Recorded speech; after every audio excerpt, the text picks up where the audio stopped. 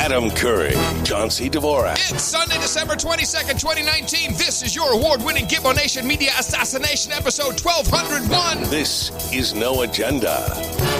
Holding hands, telling stories, and broadcasting almost live from Opportunity Zone 33, the frontier of Austin, Texas, capital of the Lone Star State. In the morning, everybody. I'm Adam Curry. And from northern Silicon Valley, where the weather has changed once again to kind of nil, I'm John C. Dvorak. It's Crackpot and Buzzkill in the morning. Amazing how you can do a weather report on a show like this. Nil from the Buzzkill. Because there's no weather. This is like pre-recorded. Yes, this is episode 1201. We are almost live, which means we're not. I'm on a quick trip with the keeper in New York. John, God knows what you're doing. You're probably just sitting at home. You're probably just sitting in your chair listening to the show as it rolls, aren't you? Exactly. Now, this is a special show, and we actually solicited this. You want to explain what we're doing today on the show? Yeah, what happened was one of our producers, and this has happened a couple of times, but this guy decided, hey, I like John's stories. Maybe what would you think if I put a collection together? And you just be a bunch of anecdotes because they're amusing. And so he did, and we listened to it, and it was funny to a point. Of course, I'm a more bad critic of myself. And by the way, the person we're talking about is Sir Rupin Waffles. He was knighted for this, and Sir Rupin Waffles put this project together. Yes, let's get that straight. And then after that, he did one of Adam's stories because I felt it was unbalanced. And that we're not playing that today because apparently I have enough stories to carry a show. And so that's what we're going to play. Now, we're going to start this off with Adam's kind of discussion of how this came about and kind of a meta sense. We're going to play that, and that's going to go right into the stories. I have a note, two notes. One, this is two shows that have been written, I haven't gotten to it. We have a producer project, which I think will be fantastic for a future show, a compilation show. And this is not an easy task. It's only for people who really have been listening to the show for a while and kind of know where to seek this out. We think it would be a great show to have John's stories, just one after another. So the stories like, you when you're frozen on the motorcycle trying to pick up the chick. Another one is when you were learning how to, fight chemical fires. There's a bunch of them. Actually, I told a story last night about my first time I shot an elephant gun story. Oh, we don't know this story. Here's a fine example. Come on. The story. It's not that interesting. No, I don't think so. All right, so I'm shooting with this guy. First of all, he's a Silicon Valley CEO, and he makes me promise to never mention that he was doing this. He's shooting because he's got a huge gun collection. It's great to shoot with him. Mm-hmm. So I'm shooting with him. He does mention this one side story, which is, he says, above all people, he says, do not tell John Doerr. The Kleiner Perkins CEO. Because John Doerr is an extreme anti-gun nut to the point where there was a Halloween party, not recently, it was probably 5 or 6 years ago. I remember this story. Yes. Somebody comes in with in a kid's cowboy outfit as their Halloween thing. I think that was Randy, who's the guy who wrote The Riddle and the Monk? Randy douchebag. Yeah. Don't know. Commissar. Anyway. Randy Commissar. Yeah. Comes in with the cowboy outfit on and a toy gun, and apparently Doerr went ballistic over this toy gun being at the party. Mm-hmm. I've heard this story. Anyway, so we go out shooting, and so we're shooting all these different guns. I get to shoot a Mosul Fireball, which is a really interesting gun to shoot, and some other things. And so there's this elephant gun. And so he says, so I actually hit the target. He thought it was a big deal because you can't really aim it because you can't really hold it steady enough. As you got, it's one of the shots where you're moving because the damn gun weighs like 50 pounds and you're trying moving around, and as it crosses the target, you shoot hoping to hit the target, that kind of thing. Mm-hmm. But before I wear the gun, he gives me this. It's like a football thing. It's a bunch of padding. Oh, giant for your pad, shoulder, yeah, big thing. And so this gun, you shoot this thing. And you go back about, 4 feet. You just, pushes you back. And so JC was also shooting. And he said, should I shoot this thing? I said, no. This thing is it's not any fun at all. And so the next day, when I took a shower, this is the punchline to the story. I take off my shirt and I look, my entire chest, the right side of my chest was solid black and blue. Bruise, yeah, from sure. the shoulder down to the stomach. It was, and this is with the padding. There's some powerful weapons out there. Oh, yeah. So that's the story. Okay, so let's not include that one, but Okay. there's other We stuff. only got two then. Yeah. I took my motorcycle up to Tahoe To see B.B. King. Be up there to see B.B. King, and I figured I'd gamble. And how old were you? I don't remember. 24? Something like that. Did you have like long flowing hair and a No, I have very thin hair. I still have pretty much the hair. What was the motorcycle? What kind of motorcycle? I was a Kawasaki Triple. Anyway, rice burner. Okay. Oh, it was fast. Yeah, anyway, rice burner. Hair would, if it got too long, I'd get these split ends and make my face itch. So I never could grow really long hair because it drive me nuts. So I go up there and I go to the tables before the concert and I win, I don't know, $200-300. And I decide that instead of spending the night, I'm going to come back after the B.B. King concert. I go watch, and I had a great seat. It was right in front. It was like a lounge act, B.B. King. And you were doing blow or just drinking scotch? No, I wasn't doing anything. No. Scotch? No. Some weed? I'm on a motorcycle. Some nudes? Bad enough with the big gouges in Highway 80 that you could get killed just driving back. So I say, the concert's over around midnight. I say, hell with it. I'm driving home. I'll save the hotel costs and I'll just drive home. Mm-hmm. So it's not quite snowing, but it's below zero. So it's freezing. And I got all the gear on. I think I'm gonna be okay. You're aware that it's snowing. But I'm going to get there. Once I get down the hill, it's not going to be snowing for long. Wow. And so I start to get, what do you call when you get too cold? It's called hypothermia. Hypothermia. I start getting hypothermia. And so I'm driving, blah, blah, blah, blah. And so I go into a gas station and make the mistake of warming up, which is, because if you're going to be cold, you want to kind of keep you don't want to go warm, cold. So I started shivering like a maniac. Yeah. After I left the gas station, after I warmed up, and so I started driving. On the entrance, there is a beautiful woman hitchhiking. I mean, dynamite. She was dressed up in a lot of gear. You could just see her face. She's fantastic. And so she's hitchhiking, and I pull over to ask her if she wants to go, but hold on. Hey, baby. Hey. I'm so cold and freezing, I say to her, and she takes a look at me like I'm a crazy guy because I can't talk. She pulls out her gun. She slowly walks backwards like Homer Simpson. Says no thanks, and I realized and so I said fuck it, and I just drove. No, you said. Yeah, that's right. I said, yeah, I couldn't talk. How to Pick Up Chicks by John C. Dvorak.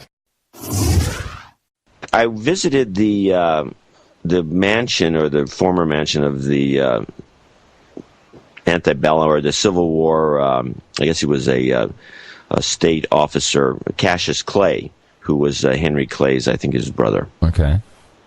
And Cassius Clay had this place outside of I think it's outside of Lexington, Kentucky. People are going to start writing, you don't know anything. But I think it's outside of Lexington. So I went in there, and Cassius Clay is this very famous senator. And he, one time, had a cannon, apparently, and he was an abolitionist, which was not popular in the area. And so they tried to, fuck with him. And the locals, including the sheriff and the local police. And he had a cannon in front of his house that he'd fill with shrapnel, and when they came to either get him or arrest him or harass him or whatever they were going to do, he'd shoot it at him. Which was his Second Amendment right being exercised. Exactly. And eventually they stopped coming over. And he needed to do that, otherwise, bad things were going to happen to him, no thanks to the local authorities. And I've always thought that was people moan and groan about it, assault weapons, all the rest. This guy has a cannon that he's shooting. And so I'm always thinking back on that, what would have happened if he didn't have the cannon? I was in the luncheon place talking to some guy who was like a big one of these guys who went to all his concerts like I used to do, and I noticed there's one curious thing that happened at the concert that I thought was odd. In the middle of one of their songs, which one of the songs that had a break in it, when then they'd be singing and going crazy, and then have a break, and then Jimmy Page would rip into a guitar solo. At the moment of the break, somebody in the left-hand back corner let out a blood-curdling shriek that matched beautifully. The timing and everything was perfect for the music, and it was like it really added a dimension to the song. Well, they actually got stabbed? No, it was just somebody screeching. But it stuck in my mind as like awkwardly perfect. And you missed it on the record? I went to this guy and I said, what day did you go? And he went some other day. I said, did you notice? And I pointed out to him specifically this blood-curdling shriek at this one moment in the song in the back of the room, in the corner. And he said, yeah, I thought that was weird. Huh. I heard that too. So apparently they were ahead of their times with setting these shills into the audience. Oh, cool. Yeah, that's what I was thinking. But, ever since then, I think I've been skeptical about everything. I had this book, and it reminded me of this. I told people this. I can look at a guy and tell if he's had a vasectomy. Really? But the face, and I'm not talking about, okay, wait a minute. Let me just get this straight. So amongst your many talents, and remember, John has worked for oil companies, he's a master chef, he's a wine connoisseur, he's a technology expert, he used to hand deliver PC Magazine to all 30,000 subscribers. Bowler, too. Not only that, but you can tell just by looking at a guy's face whether he's had a vasectomy or not. Yeah. Okay. Now, how I got clued into this, let me back up a little bit. Oh, please do. Oops, ouch. Backed up too far. So, I had this book, and I'm just irked to no end that I've lost this book, although I think I might be able to find it in one of the library searches that Google and Microsoft are doing. I think it's still around. It was a book done in the 20s. And in the 1920s, it was a book on health. In the 1920s, vasectomies were used as a way of making people look more youthful. It was actually it wasn't for birth control. It was done, it was done for the purposes of, like instead of a facelift, you'd get a vasectomy. Really? And it would make you look younger. And they showed all these pictures in this book. Huh. And I looked at these pictures, and I looked at enough of them, and then I knew enough guys who had vasectomies that I look at that and I could see what it does. It makes, for some reason, and it does, I talk to people about this, it says it makes no sense because all it does is this and that. How could it do what you're describing? I'm just saying, in the 20s, vasectomies were used as a youth serum. People would get a vasectomy and they look younger by a little bit, but in fact they didn't look younger. They look different. And it makes your face a little puffier and a little more. It's a little softer. It's kind of hard to describe, but I'm telling you the truth. I have seen, and I've actually done this with friends that that have had vasectomies, and just without coming, I just look at them and say, "You've had a vasectomy, right?" And the guy said, 99% of the time, I'm right. Als je dit zo verder begift lezen, dan wordt je in de lage landen ongeveld vertrouwd, John. Vraag maar aan Bobby. There's nothing funnier than making you say stuff in Dutch. Binge don wat Julie don Julie Jin gewoon fantastisch. That, you're Dutch. When you go to Holland, you are getting laid so bad, my friend. If you just say that. Okay. What you just said there was great. Martin van Geulen in Benin and Leuven. He sends in this donation just to hear you mess it up. It's Martijn van Galenlast. Yeah, Martijn van Galenlast. Van Galenlast. Galenlast. Van Galenlast. Galen. Beneden Leeuwen. Ja. Gert van Triep. Gert van Triep. Trijp. Trijp. Forget it. Geert van Triep. Geert van Trijp. Get it together, man. Geert van Treip. Very Geert good. van Treip. Yeah, there you go. I nailed it. Yeah, I nailed it. Oh, yeah, awesome.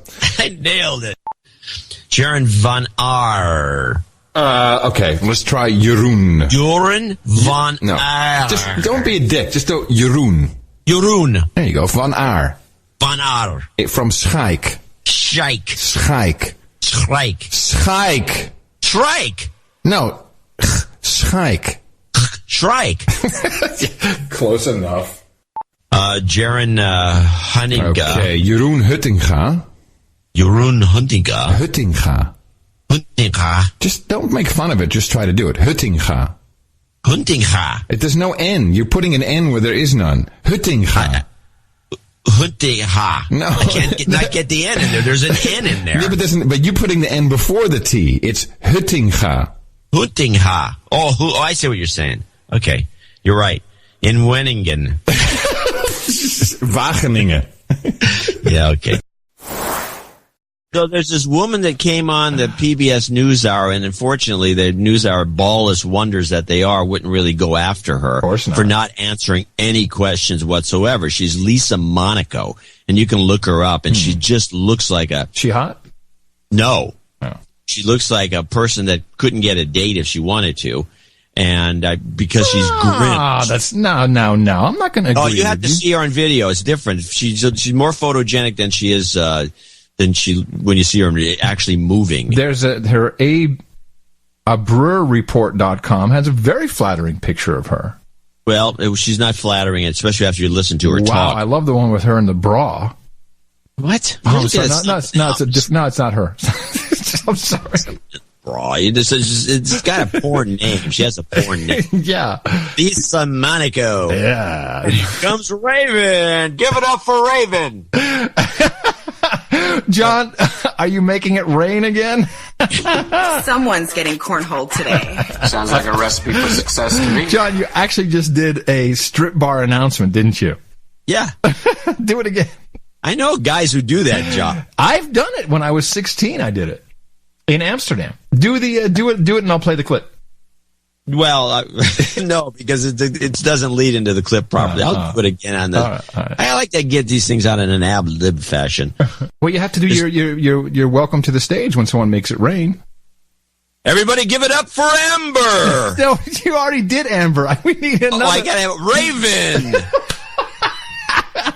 How do you know these things? Straight from Reseda, here she is, Raven. Give it up. Up next, Bambi. Bambi to the stage. Bambi to the stage. Wow, you do know it. Okay, I'll do Raven, then we'll come back to you. Straight from Reseda, here she is, Raven. Give it up. All right, John, go. Ladies and gentlemen, a big round of applause for that petite, hot bombshell, Janine, as she comes off the stage. Find her in the private dance rooms where you can live like a king with lap dances on sale. That's for your discount coupon and free private dance card available at the bar. Buy 10 dances, get one free. Now to the main stage is Sharona. She likes dirt bikes, dirty dancing, dirty boys, and Star Trek, as Sulu would say. Oh my, Sharona. Give it up to Sharona. Shirley and Donna will be doing a lesbian act on stage 2. Bring them up. Shirley and Donna. These two hotties can be seen at the club on Wednesday Mud Wrestling. Get a lap dance today, and the girls will give you a voucher for free entrance. Is that it? Yeah. And we had someone forget his wallet in the champagne room? Oh, somebody for lost.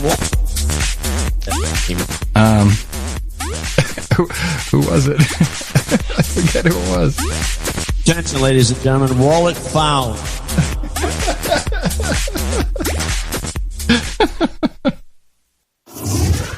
All right, John. I don't know. I'm going to go shopping. I think I'm going to do some Christmas shopping. I haven't even started. That's this week. I'm going to do Christmas shopping. I did get a good bottle of a quality vinegar that they were selling at a closeout price yesterday. I felt real good about that. Oh, I'm so happy for you.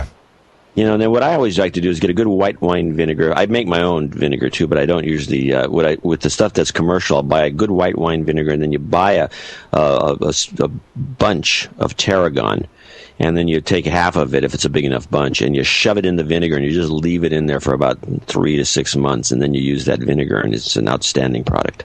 Another culinary tip from John C. Dvorak.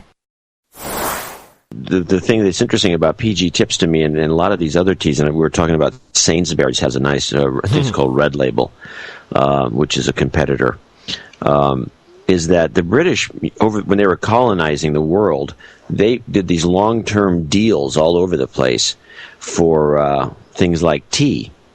So they essentially have, I don't know how long the contract is for the various tea providers, but they get some of the best tea in the world because they kind of locked down these deals permanently back in the 1800s. Isn't that in some way related to upcoming December 16th, when we commemorate the Boston Tea Party?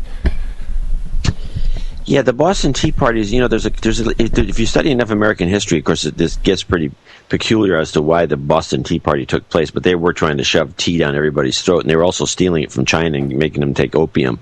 But really? that was cool. that was later. Here, boys, have some opium. Give us the tea. One of the guys in the papers in the 2,000-page document, 2,000-plus pages, is Marvin Minsky. Big shot at the Media Lab. Major guy. I remember running into him. In fact, he personally threw me out of a meeting. Do tell. We need to hear this. Now, tell us first who Marvin Minsky is, and then Marvin how Minsky's you got kicked out of the meeting. One of the famous artificial intelligence guys from the 80s, the first go-round, and maybe even the one before. Every 30 years or so, this artificial AI. Didn't he kind of write the book on artificial intelligence? He wrote a book. Hey, at least he published it. Well, you got me on that. So I got invited as a lark by Will Hearst to go into the Media Lab with the executives of the Hearst Corporation, who are getting a tour where you didn't have to sign a non-disclosure. Uh-huh. And I was like, Hearst and I were just wandering. We're in the kind of just wandering. We're just in the group. There's about 1, 2, 3, maybe 8, 9 people, and including the CEO and Randy Hearst and all these other people. And we're going through this thing, and we're getting to see the dog and pony show that they put on, which is where I found out a number of interesting things that I used later in certain columns because I could. I didn't have to worry about being non-disclosed on any of it. And so we're going from meeting to meeting where these guys are just full of crap, and they're showing us everything in the place. Got a great tour. And I had a few ribald comments to make. And so we go into this final meeting, and there's Minsky in there with the guy who's the head at the time, whose name is eluding me, involved with Wired magazine. And Minsky sees me. He knows who I am. And he says, "What's this guy doing here?" What's Dvorak doing here? Pretty much. This guy. And everybody's looking left and right, and I'm sitting there with a stupid smile on my face. And they asked me to leave. Yeah. So Will left with me. The two of us left. Oh, that's cool. At least he was showing some solidarity. To get out of it, from what I could tell. Yeah. And so we left. It was at the end anyway, so who cares? And we went out and did something in Boston somewhere. And then as you left, like, shh, that's the mouse guy. Hey, so there's a restaurant opening up down this, from the Pacho headquarters. If you go down, is it Brannan? You go down Brannan to 4th, I guess, just a little bit beyond that. While you were doing this, I was spending the day down in Half Moon Bay at the Ritz-Carlton at the Always On conference with a bunch of venture capital guys. Right. And, I didn't get that much out of it. I did see a bunch of people I needed to see and, schmoozed. And the PR woman that runs the Ritz-Carlton there used to be my booker at Tech TV. Your hooker? The booker. Yeah. And she used to, and so I know her, and she's been inviting me. You can spend the night, you can have free, whatever. I never go down. Cool. It's just me, but she was she bragging hot? about. she's a nice woman. Okay. All right. You sound like one of these guys who's on the forum here. You know, she's. No, I mean it. John. I say this to you at the office about women. I say, why should I be any different on this show? Yeah, there's the evidence against you. Anyway, so true. She's a good-looking woman. I've always liked her. She's very pleasant and a great PR person. She's really smart, but I didn't know she was a mega foodie. Oh, wow. And so she's starting her own agency, and she's going to do wine and food PR. Well, excellent, because we have. But anyway, so I channel. got the tour. I got to meet the chef, and I got the tour of the place. And I did all this stuff, what that was going on, and had a bunch of free food down there. I don't know where that story was going. I had a point to make before you brought up that. I'm sorry. I'm sorry. Some years ago, I got irked listening to Carly Fiorina give a speech, and I noticed other women CEOs started to say this phrase, and it's the phrase that bugs me. And the phrase is "by and large." And by and large, by and large. And I could never tell whether it was by in large or by and large. And what does it mean, by and large? So I heard some guy on the TV the other night saying it. One of the politicians says, well, by and large, blah, blah, blah. And I'm thinking, by and large, where does this phrase come from, and why do people use it, and what does it mean? And what is it? Is it by and large? Is it by in large? It just, I can't tell you how. Doesn't it come from like Old English or something? Does it? Well, and why are we using it? I mean, it's just one of these things. I actually was going to bring it up. I think maybe I mentioned it it's one of these things that just, when I hear it, I just cringe. I don't know why it annoys me so much. It's also probably a phrase that someone is implementing that, just to buy some time while they're thinking about what bullshit they're going to say next. By and large, that's probably true. So let's talk about Star Wars. Okay. I have not seen Star Wars, obviously. I would say... This is The Farce Awakens, is the title of this? The Farce Awakens. It is what I thought it was. I read a bunch of... Well, hold on, John. Stop for a second. I think maybe it would be more interesting if the way you review the movie, you could convince me to actually go see it. Do you think that's possible? No. Well, then hold on. Let me get my beer, and then I'll just listen to you. All right, go ahead. Ooh, it's a foamy one. Sounds more like a soda.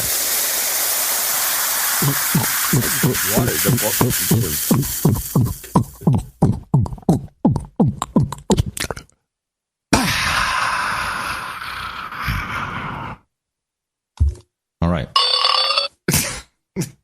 The review of Star Wars, the movie. All right.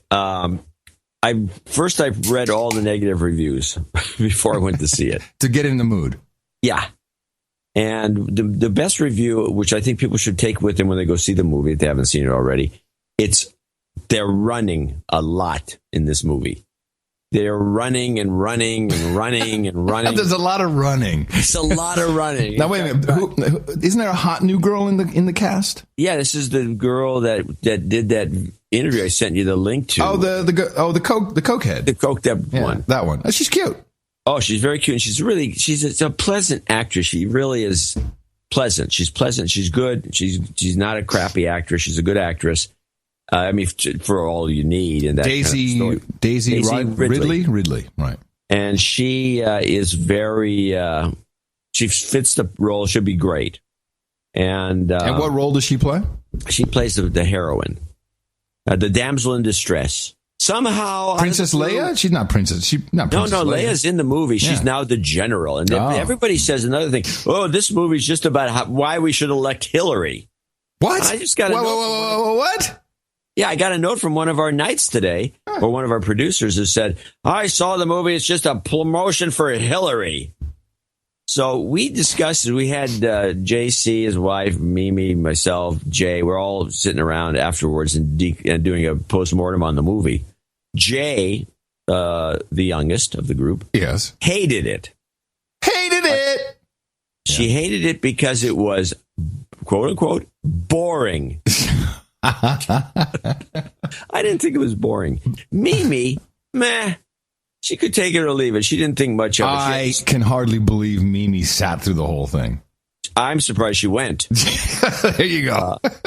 She must really love you guys. So, but it was I thought it was entertaining. It was exactly the same as episode 4, the original 1977 movie, with just a few little twists here and there. But it started off the same. It was the same story. It was a reboot. And it was a good reboot. I thought it worked out well, and there's not a lot of CG. There was for that movie. You'd think there'd be more. They still used a lot of models. They did it the old-fashioned way. And when they blew stuff up, they used real dynamite, right? Yeah, real dynamite, and it makes a difference. It really looks like something's blowing up. It doesn't look like these phony things that you see in like Transformers or whatever. Right. You see a lot of CG, and it's faster and cheaper apparently to do it this way. These CG guys are just over the top with their expenses. The computer guys. Mm-hmm. Now the movie itself. Now I don't know if you want to see it if you haven't seen them all. No, I have. I've not even seen The Empire Strikes Back. So okay, well you shouldn't go. No. JC said that he thought it was good because he had already brought himself to the point of maximum disappointment by watching those prequels that they did, which were terrible. And this was so far above that in terms of quality. There are plot holes all over the place. There's too much running. There are running and running and running all over the place, just constantly. I can just.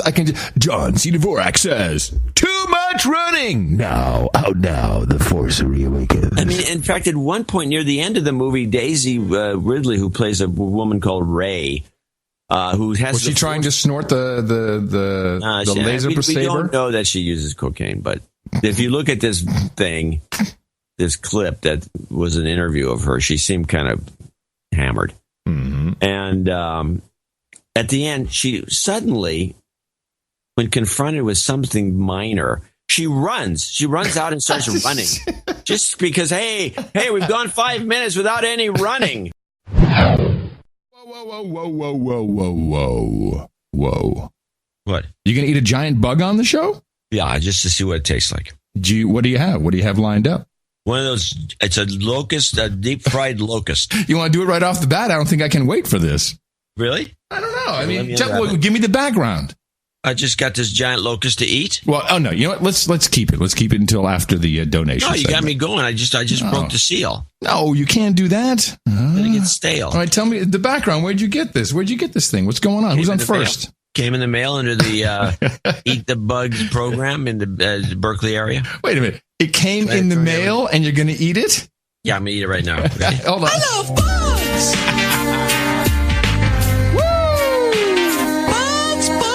Bugs! All right, ladies and gentlemen, best podcast in the universe brings you...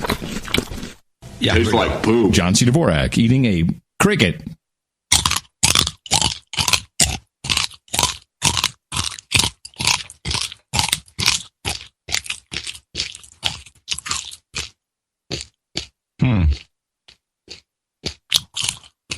Tastes like poop. We're all gonna die! All right. Who sent you that? Who sent you that bug? Those are corn nuts. Ow. Ow. I mean, you should have just... All right. Nice. I don't want to fool the public. All righty. All right, good. You fooled them. How did it sound? I just want to know how it sounded. It sounded very authentic, I'll say. Yeah, very authentic. I was impressed. Talking about the dirty 30s, I got a couple more for you. The dirty 30s. Yes, let's go. Okay, what do you think all the way means? All the way means going all the way. It means a home run, round 3 bases, and it's penetration time. Chocolate cake or fudge with ice cream? Okie doke. I'm sorry, that changed somewhere along the lines. All wet. All wet? Yeah, all wet. Yeah, he's all wet. All wet means he's out of money.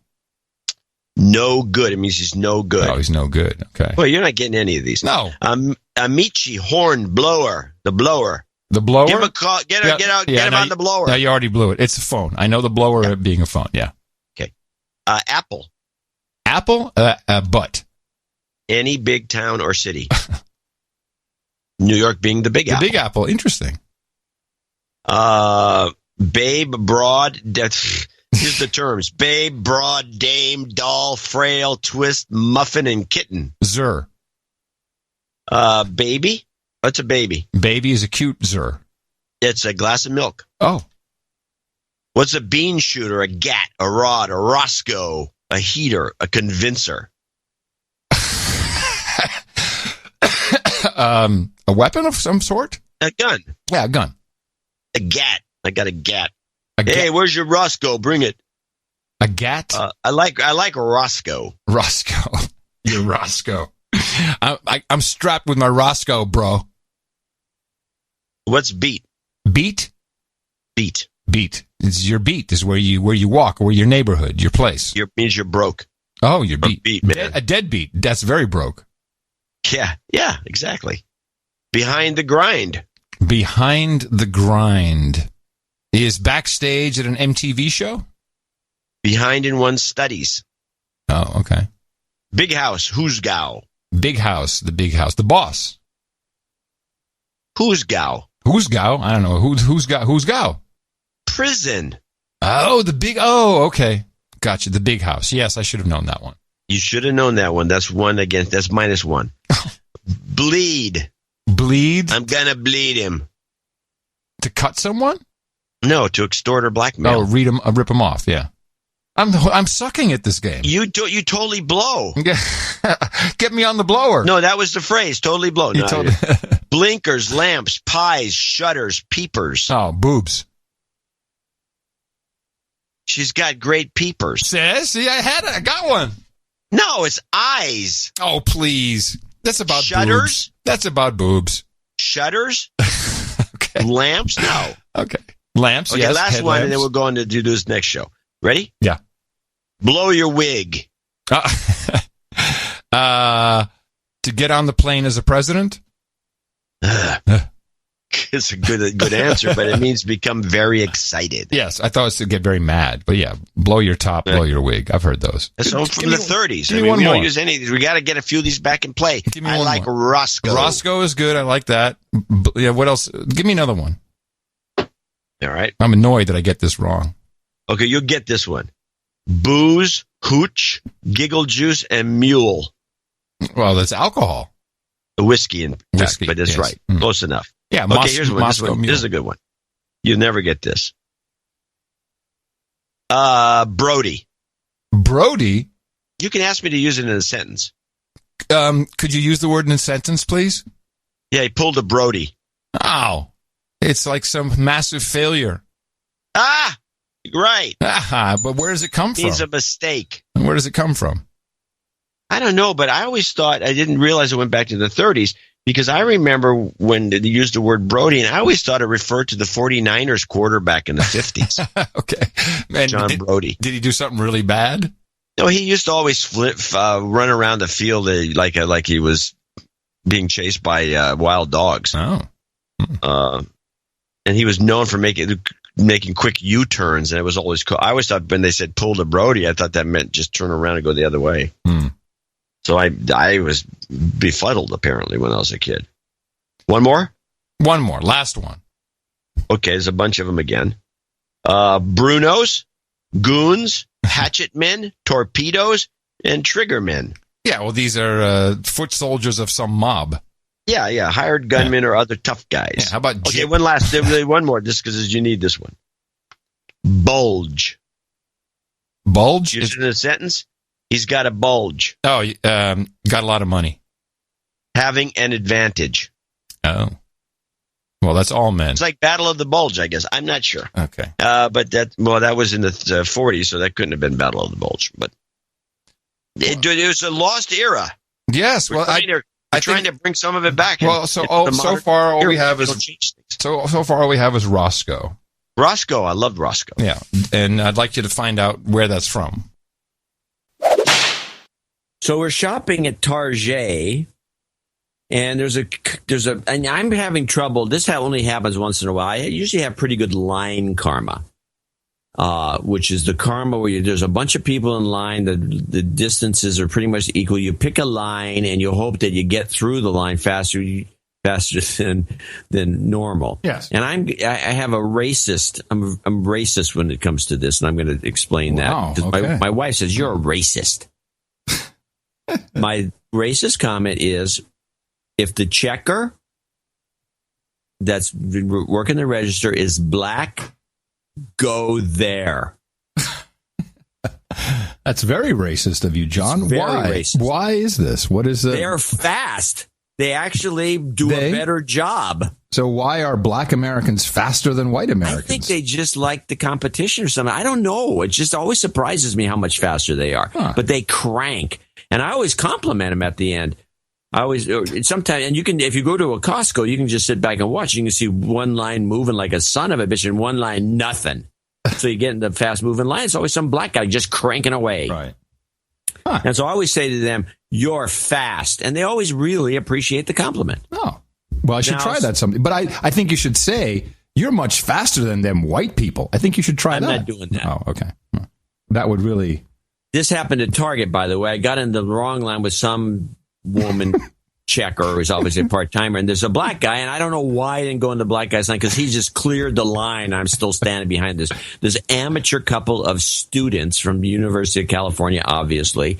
A white guy with his Chinese girlfriend, Cal student, typical. Good-looking woman, by the way. She's about 21. And she can't use the thing with the credit card. She don't know where to scan it. She's dicking around. She's looking, what does this mean? He's pointing, push that. And it's taking forever. The woman that does a checker, she decides to get into a long conversation with him, to turn the thing around. And she said, no, you want this. So then it's one of these, it's a debit card, I suppose, and she decides to get cash back. And we're sitting there waiting. This other line's done.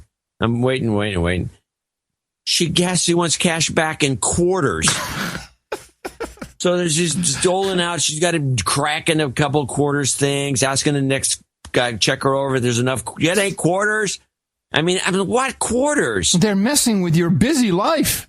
I cannot believe that they're ruining. You know what? When you get a black checker who does good work, you should tip that person. Here's $1. That You're I'm great. not doing either. You're much better You're than trying Whitey. to get me in trouble. I admitted to it. I admitted to the moment of racism. Sorry. But I'm not going to make it clear to anybody that that's the case. In this particular area, there are probably thousands of bald eagles. Oh, and you saw them? Oh, yeah. Nice. They're all over the place. They're a pest. Our national bird. Anybody who has been around bald eagles would say the same thing. They're a pest. They're a pest. They kill kittens. They grab kittens, little puppies. They're always on the lookout for not little puppies. We should have They are. In the morning to you, troubled citizen. I didn't know this about the eagles. Oh, they're a horrible animal. You're defacing our national bird. Myth busting. Okay. Well, I'm very sad. Horrible animal. Horrible animal. Just say no. Horrible animal. What can I say? But the eagle, the bald eagle, the golden bald eagle is that's the golden eagle's a different animal. Oh, okay. And they're okay? I have a golden eagle. Well, the bald eagle is the one that's the real pest. The golden eagles are a little bit. I had a golden eagle. But an eagle is freedom, John. How can freedom be a pest? A golden eagle is I'm in range of one. The golden eagles have like a 500-mile or 50-mile range where they hunt. And they come around every once in a while. So I have a golden eagle that comes around once in a while. Yeah, for tea. So I'm coming home. For PG tips. So I'm coming home. And I go and I hear something in the backyard. I go up to the door, and there's a bunch of seagull feathers all over the deck. Uh-oh. And what the hell are these seagull feathers doing here? And so I start to step outside, and there's a golden eagle sitting in the plum tree. He had eaten an entire seagull. Wow. Yeah. These eagles are something to. What does the? So he ate the seagull and he left just a bunch of crap all over the place. It was a mess. What does the eagle not eat of the seagull? What does he leave behind? The beak? Oh, they eat rodents, a lot of rodents, and puppies. He ate the whole thing, everything. Yeah. I couldn't find anything but a few feathers. Oh, wow. I had no idea. He's sitting there and he's digesting this thing because he just finished filling himself with this big seagull, which is a good sized bird. Yeah. And he looks at me, gives me a look. I've had an eagle do this too. He looks at me and he goes, "What do you want?" So nice there in California. You were in Vegas, John. Yeah, I went to Las Wages, Nevada, and yeah, did you lose any? No, actually, I won. I only budget. I don't like to gamble. I think it's just it's stupid. I'm not a gambler either. But I do, play video poker machines because I know that there are certain machines. If you look at all the odds, it's the funniest thing. Video poker machines have a variety of odds for the exact same game from machine to machine to machine. And I don't know, I guess, and nobody ever looks at these odds because there are some machines that essentially just take your money. And there are it's other published, right? It says it right there. You will lose at least 4% on every dime you put in. That's casino wide. Uh-huh. But there are some machines that are pretty close to break even on video poker, and if you know what to look for, and it's because the odds are right on the screen, and people just ignore it. But you don't have to go to Vegas for that. You could go to your local 7-Eleven and play video poker, can't you? Yeah, you could. Okay. It's just a game I like because I had this. There's this computer program called years ago called Video Poker Tutor, and what did that run on the Commodore 64 or something? Close to it. But anyway, the thing would just keep beating you down until you figured out how to, what the strategy was, because the video poker is not poker. It's a different game altogether, and there's strategies involved in what you hold and what you get rid of if you want to approach this break-even point. And then if you get lucky, you can walk away with some money. And I tend to always walk away with some money, although I can't say I've made a fortune. I was going to say total earnings $5. Oh, right on. So my wife comes down for Thanksgiving. She drives down from Washington. Did she bring animals? Yeah, she brought some animals. She also brought some dry goods from Washington State that you can only get at certain places. Stop. One, which animals did she bring? She brought the big giant dog and a couple other dogs. How many in total? 3. Oh, okay. And what dry goods? Stuff you could buy at these special dispensaries in Washington that are now open to the public. Oh, those that will surely be open to the public here. I thought you were sounding a little happy today. No, I don't use that stuff. And I'd be, hey, man, wow, the light's coming in. She would listen to 15 hours straight of No Agenda. She hasn't been listening to the show.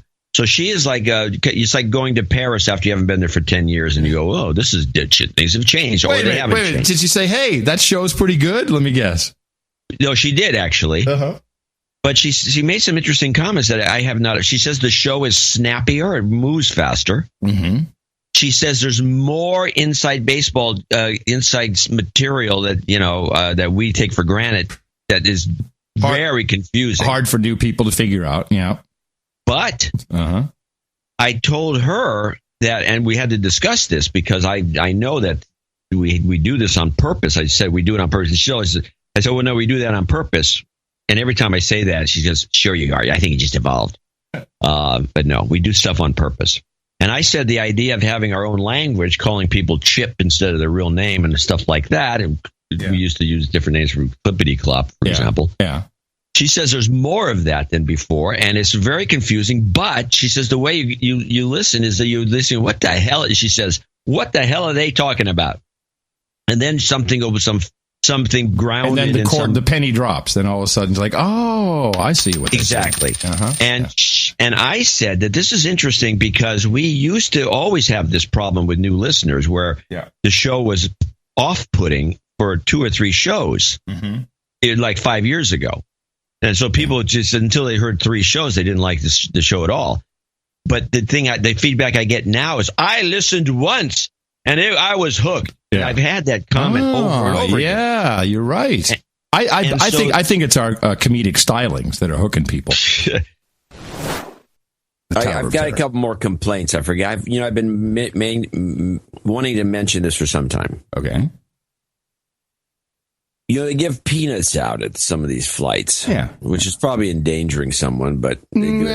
I've had many flights where they say, sorry, no peanuts on this flight because we have someone with severe allergies and you don't get peanuts. Well, that's good. Mm-hmm. Do you ever sit there? There's this habit some people have, which is incredibly annoying. It's the peanut eaters that take and they... Wait a minute. Is this about peanut eating etiquette now? Yeah. Okay. All right. I'm good. All right. Hit and roll it on. You're going to agree with this. You'll see. You have seen this. I'm worried. I'm worried that I might be one of those people. I really hope not.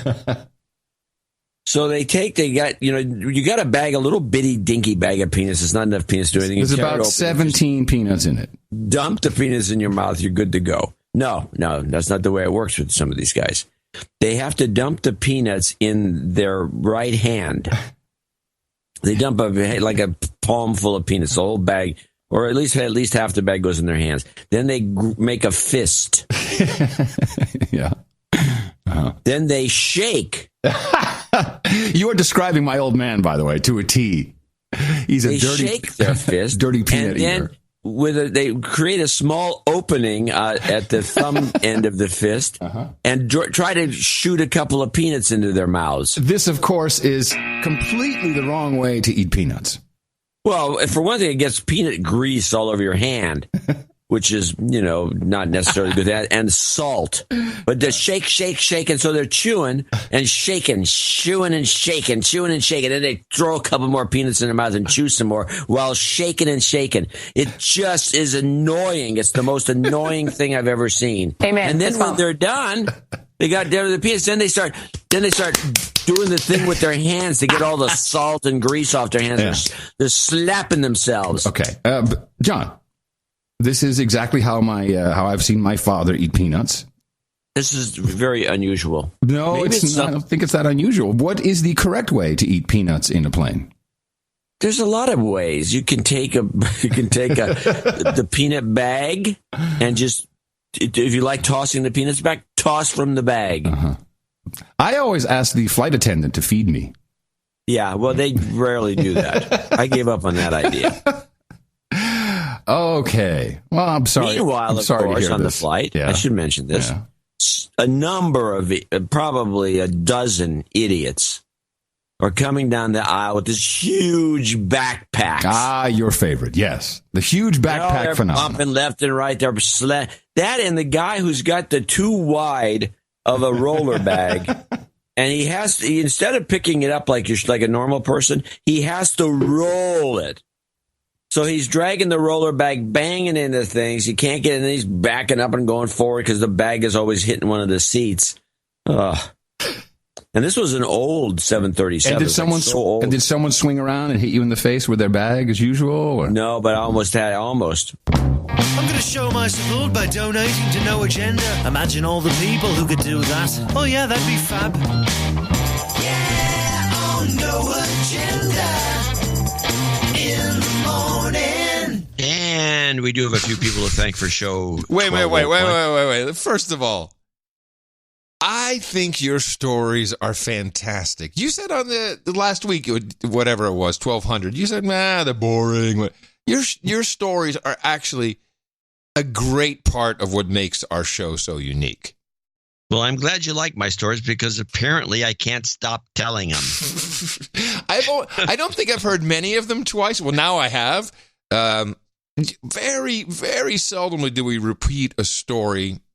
There's a couple of them in there, but it's nice. I mean, I always think of No Agenda as you came for the deconstruction, but you stayed for the stories, particularly John's stories. They're just good, man. They're good. Maybe I'll just have this whole show transcribed and there's into a book. Small giblet. And there's my book. There's my memoirs, ladies and gentlemen. Well, I believe that Sir Rupert Waffles, who graciously put this together, and of course is an executive producer of this program, that he also has a Adam's Stories, but that is for another time. This is all about you. And, of course, we do want to continue to get your involvement and support for the show. Go ahead. So, that's why we took this extra break. We took a break in the middle because we want to mention that people who have donated for this show will be mentioned on the next show, and we'll have a little longer segment. And we want to just encourage you to make sure that you know that we still need continued support. So we thought we'd break in here and at least ask for it. And we'll be back with a live show right after Christmas. So Christmas, what day is Christmas? Is on, well, obviously the 25th. Is it Tuesday? No, it's Wednesday. So, it's Wednesday. So Thursday, which in a lot of the rest of the world is also a holiday. It's the second day of Christmas. Boxing Day in the UK, the second Christmas day in the Netherlands. It's a holiday, but we will be working for you. Yes, we will. And we'll bring you whatever has been going on in the world. Maybe you'll have something from New York that I can share. But right now, thank you all for supporting our Value for Value network. All credits will be given on the next program. Let's continue now with episode 1201 with the second half of John's Story Time. As I prefaced in the beginning of the program, I'm doing some archival work. I want to collect our stories. You in particular have great stories, and it's nice if we can kind of put them together. You know, and you had told the story about the proper way to eat nuts on the last show. Oh yes. Yeah, and of course you said this one before, so I decided I'm going to archive it. So I'm just going to archive it. We'll put it on our album. The nut story? Yeah. Here it is. Just so you can listen to it again. Just go for it, John. Tell us your peeve about the fisting method of eating snacks on an airplane. Okay. I see this on the airplane, and it's very annoying, and I think it will result in fights breaking out because it's just so annoying to watch. Guy takes his bag of peanuts, and he throws a pile of them into his palm of his hand, and then he makes a fist around the nuts. And then he shakes his fist to try to bring a nut to the little hole. Stop! And then he throws a nut in his mouth from his fist. Then he does it again. He shakes and throws and shakes and throws. It is annoying as hell to watch. And there you go. So you actually produced that. I did. This one I did. So this is again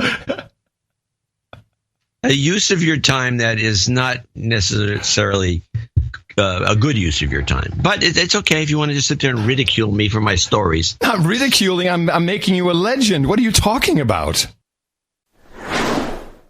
Back to the list. Argentine ants. Okay, I heard you earlier say you were killing ants, so I have to think it's related to you have ants in your pants. There's ants all over the place. The problem with California, of course, is we have ants. And there are a lot of people who don't realize that the ants that have taken over California some decades ago are called Argentine ants, and they're from South America.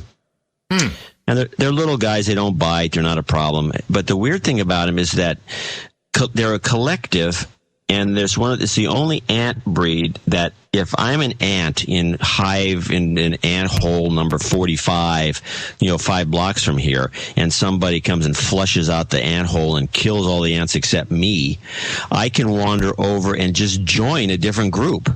Oh, so they're intersocial. Yeah, and so they don't kill each other like a lot of these ants. Oh, this ant is not from our group. Let's kill him. Which makes the ants even more annoying. Now, how did they get here if they're Argentine, or does that just the name? Think they just crept. No, I think they just crept here. I think either somebody brought them up in an ant farm, or they worked their way up. I mean, are they destructive? Do they eat through stuff, or they just make a mess? No, they're like all ants. They clean up the fact, if you got a crumb somewhere, they find it and take it with them. Or if there's a drop of oil, if they're in the oil eating mood, they get either in a sugar eating mood or an oil eating mood, depends on the time of the year. And then but the problem is when you run into what you want to do is you want to have them attack something. So you leave like a chicken bone out or something in the sink and you hope that they go for it. And then you let it build long enough so you can see where the heck they're coming in. Yeah. Then you take a vacuum cleaner and you wipe them all out and find that spot and spray it. Oh, handy extermination tips from John C. Dvorak. Well, it's kind of embarrassing if somebody sees this line of ants. But the thing that's interesting is that for some reason over the last few weeks, I just have random ants. They're looking around. They're scouts. But I can't figure out where they're coming from. They show up, and there's an ant on the counter, and there he goes. And I smash him, and hope maybe another ant sees him smash and takes back the message that the ants are being smashed. Bad place, yeah. Don't want to go hang out. Yeah. the shantytown thing did come up in the conversation. I'm of the opinion that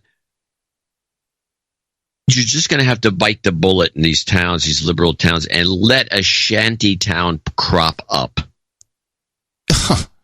It goes on in South America. It goes I on don't like your idea. I know you don't. Nobody does.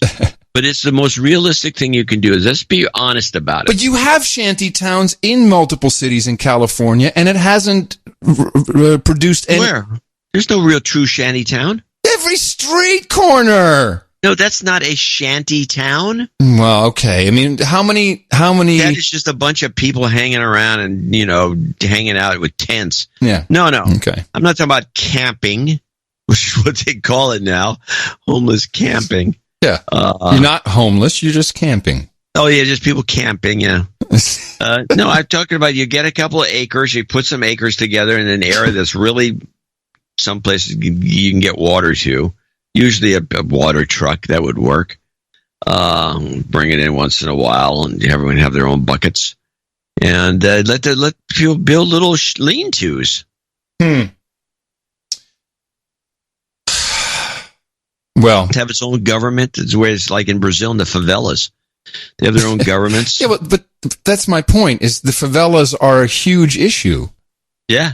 Well, so would shanty towns, but I don't see any other solution. Yeah, but they can't seem to address the problem correctly, so you might as well just let it fall into third world style. Well, it works outside of Africa. There's all of those little towns in Africa. There's little shanty towns outside the cities. Might as well they all South America. There's used to be Romani encampments all over Europe, and it's similar to a shanty town. Only they move. I mean, you can't do anything about it because they're not doing anything about it. Well, go to a fallback position. So what you're saying is designate an area where the shanty town can prosper. You make it sound like it's a joke. No. That's exactly what you're saying. A designated place. This is not your idea alone. People are saying, hey, make a designated camping ground. And well, it should be a shanty town. A camping ground is no good. Those tents are no good. You want you want a shanty town. You want the kind of thing that people can go and do reports about. Oh, look at these people. They're living like horrible. And then they show that, and there's this open sewer. You want an open, okay. You could have to design these things. Scott Adams has got something like this, but he's more, it's not going to be like my thinking. You want an open sewer so you can be aghast. At the open sewer and the turd going down the sewer, it's just open. You want kids that are half naked wandering around, you're all dirty, sucking their thumbs. Barefoot. Yeah, barefoot. Playing with the rusty can. Lots of dogs barking at everything. Yeah. We had a quasi shanty town here in the East Bay, over on the Bulb was called, an old ex garbage dump that's over by Golden Gate Fields in Albany. There's this big area that was in the very far reaches of this. It's like a peninsula that is built of garbage dumps from the 20s and 30s. So it's green now, and they got trees and everything's growing on it. But there was a huge shanty town out there. It was a genuine one. You couldn't even go out to it because there's too many pit bulls, guarding the place. But it was a shanty town, and they let it go for years and years, and they finally went in there in the middle of the night and tore it down. Well, go back to what else we need in the shanty town. I was kind of enjoying it. We were at Barefoot Children playing with the Barefoot Children, open sewers, a lot of lean-tos. In other words, people lean-tos, yes, very good. Leftover, there's the kind of stuff that you make for kind of a galvanized corrugated steel. Yes, very good. Chunks of that and corrugated fiberglass that's just got this loose curvy thing, and then it's pounded in. And you always need to have a boat trailer with half a boat on it? Oh, there's definitely a bunch of boat trailers and half a boat. People living in the boats. Open fires, burn barrels everywhere, especially in the winter. During the era of Microsoft, before they moved to Redmond, they were in, I think it was Bellevue, Yeah. Where Burgermaster is. And I think Burgermaster is going out of business.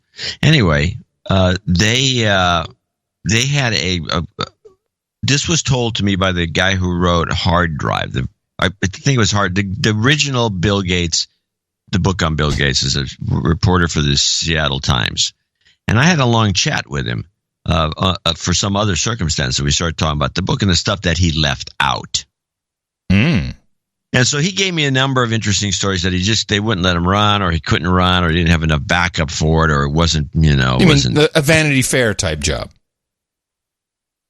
Yeah, I don't know want to put it in that term. Yeah, it's just a normal. This is the way it works. You don't get everything in that you want, and some stuff gets left out, and then you end up talking about it on the phone with on me. On podcasts. On podcasts. So you end up finding out about it. So supposedly, now this is all alleged. Got it. Microsoft had an account. They were big with hookers in the early days. Woo! To the point where they had an account with some. And this is in the era where there was a lot of hookers. And they had an account at, and I would say what this era was is probably, I'm trying to put the years on it. I'm going to say it's probably early 80s. Bush presidency. When they were still in Bellevue is all I can say, for sure. All right.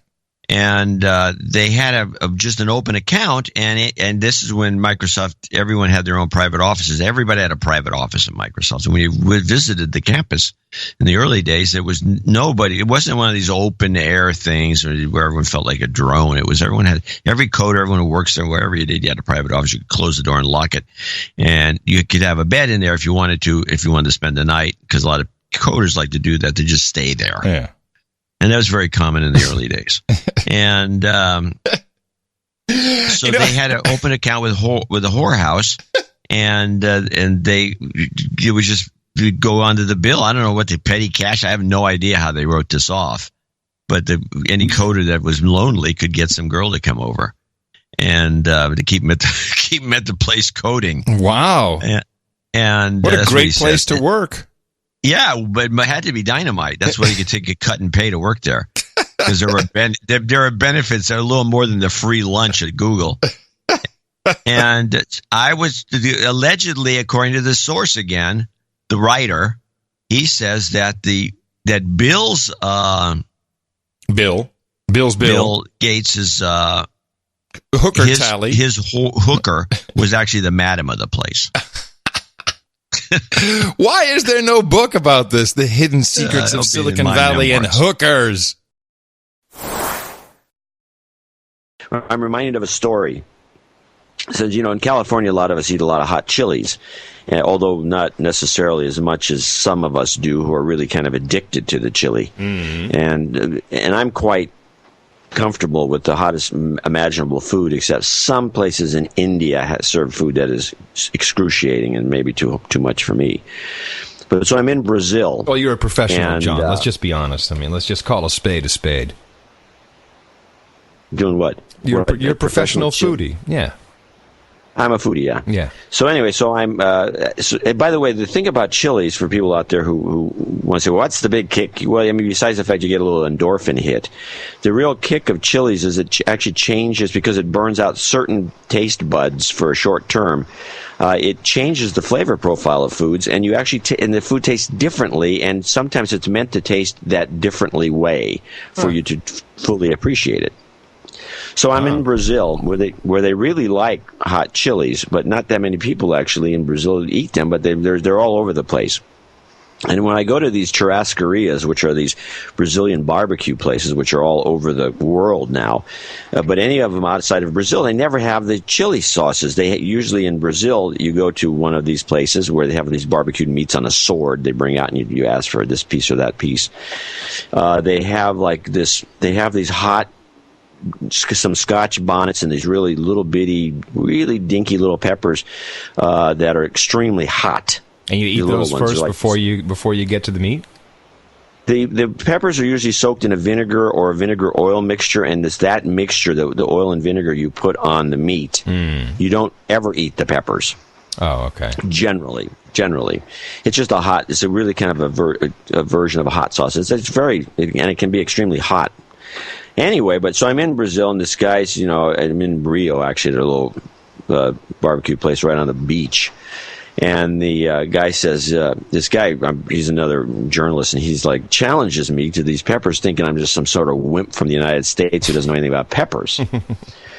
So I say, yeah. He says, would you ever have these peppers? So I said, yeah, those peppers are pretty hot. They're pretty nice. He says, would you ever eat one of the peppers? What kind of a child was this guy? I know, he's just a jerk. He's a typical journalist. Oh, okay. Anyway, so he says, I said, yeah, I'll eat one if you eat one. Here we go. How mature. Jeez, nice. So he says, okay. And so I took one of the peppers and chewed it up and swallowed it, and it was hot, but it wasn't intolerably hot. I mean, there's many a pepper hotter than the thing. And he says, you want to have another one? I said, you want to have another one? Because he put one in his mouth. Uh-huh. And he says, sure. And so we took another one, I chewed it up and swallowed it. And, and that was kind of the end of it for about 5 or 6 minutes. And then all of a sudden, out of the blue, this guy turns beet red. And starts projectile vomiting. Well, he doesn't do that, but that's a funny punchline. But anyway, so he turns beet red, and he's like dying, sweating, he's drinking water. And I said, what happened? He says, well, I saw you. He says, I didn't eat the peppers. I just put them in my mouth and kind of he kept them in his mouth? Oh, no. And then he says, and then when I saw that you ate them and swallowed them, no problem, then I decided. What a dick. I decided they can't be that hot. And so, anyway, I thought this was just a personal. This is one of those anecdotes show him for the right. audience that nice. it's one. Even showing how the immature adults can be. Yeah, well, I don't know. This happened. I think the real trend. I reminded of the days when I was working for MSNBC on a show that they had established when Microsoft first bought the company.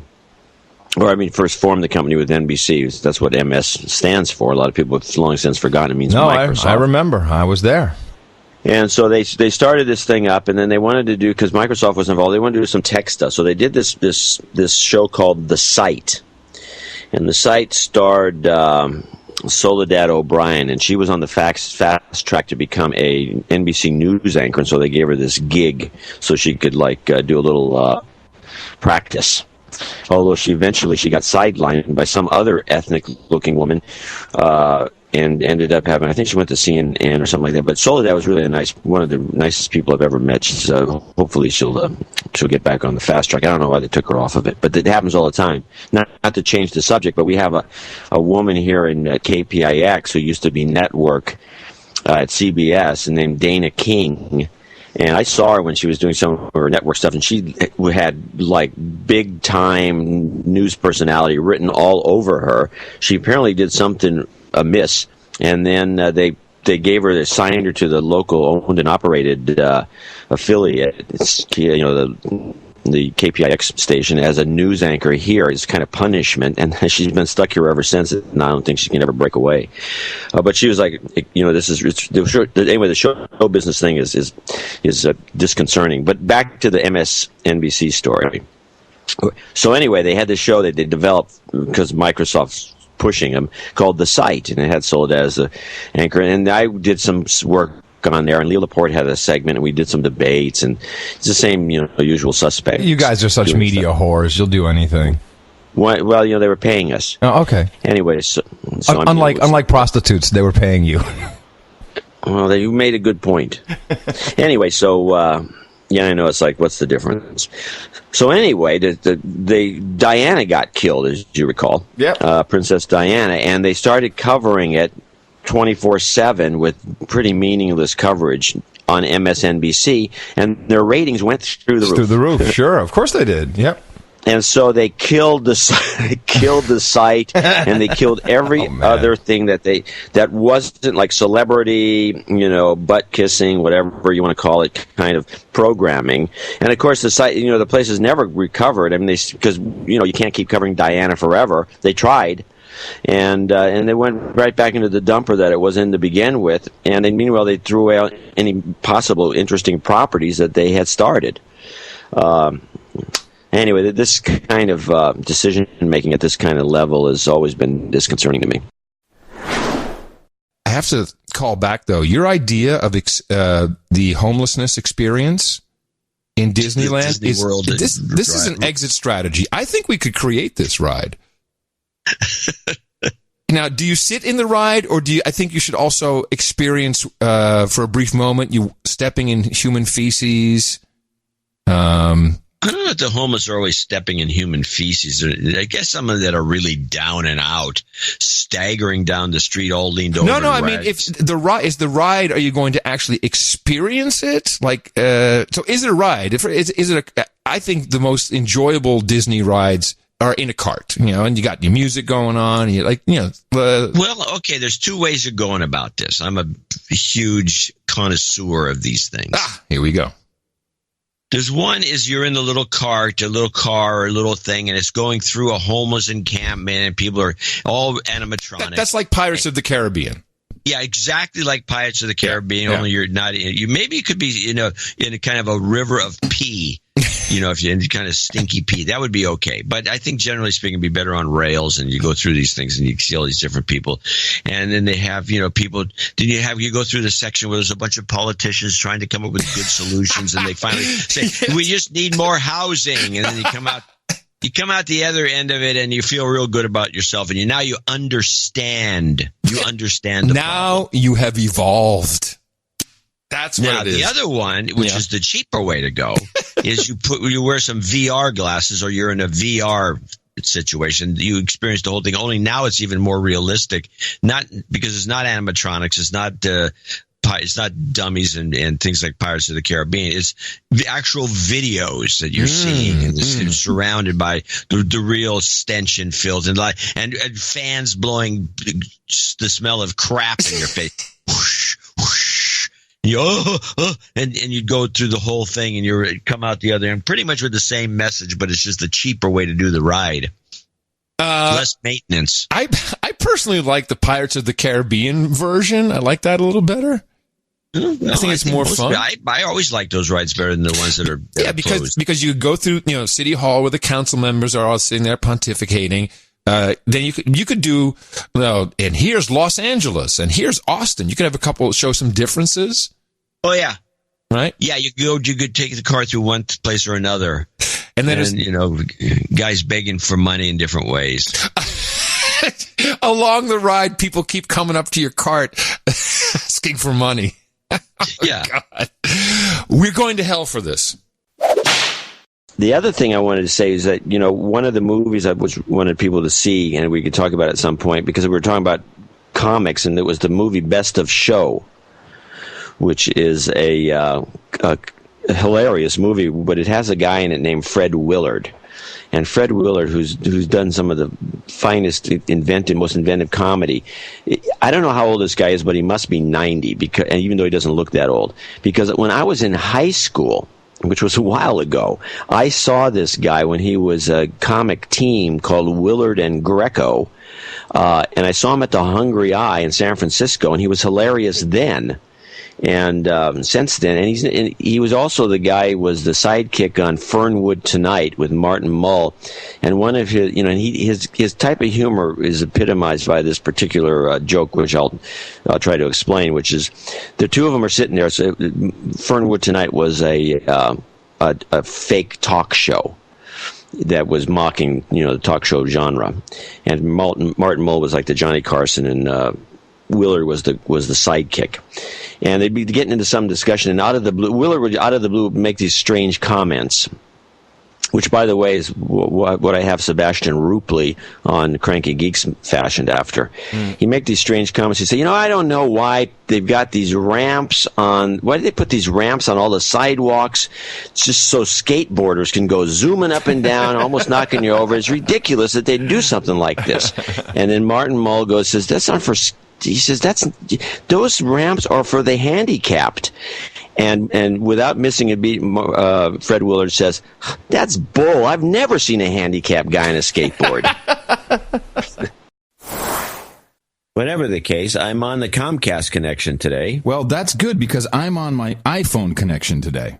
Yeah, that's kind of interesting. You have to go through. I'm just want to test it. If the Comcast thing falls apart, which I don't think it will, but it might. What did they do? Did they have to come out to I can switch back easily, but finally a guy came out, Corey, who found the problem that I was having for the last 2 years. Let me guess. It was a physical wire problem outside. Yes. Squirrels. Squirrel! Really? These fuckers are worse than ISIS. So the squirrel ate a hole in the. You could just barely see. Luckily he didn't eat the middle, the copper in the middle, but he ate all of insulation off the coax. And this one guy who kept monitoring says, "You got signaling problems." Really? So we'll reboot the modem. Oh yeah, reboot the modem. It's your fault. You stupid user. You got something wrong. And so not only that, but the line was also kinked. And then to top things off, the actual coax they were using was the wrong grade. Oh wow! So the guy the wrong. And there was a fourth item. Wait, there's another one. I just want to know what is the wrong grade? I think it's called RG 59. It should be RG 6. You should look up your coaxes because you may have the wrong grade. Wow! Because in the old grade, which is the one that was coming in the house, is not suitable for high speed. Even though this whole the thing was wired from the get-go for high speed. Anyway, so there was that, and then there was another item besides that. This was the only guy, Corey, is the only guy who actually did anything. The other guys coming in there, I don't know, you need a new modem.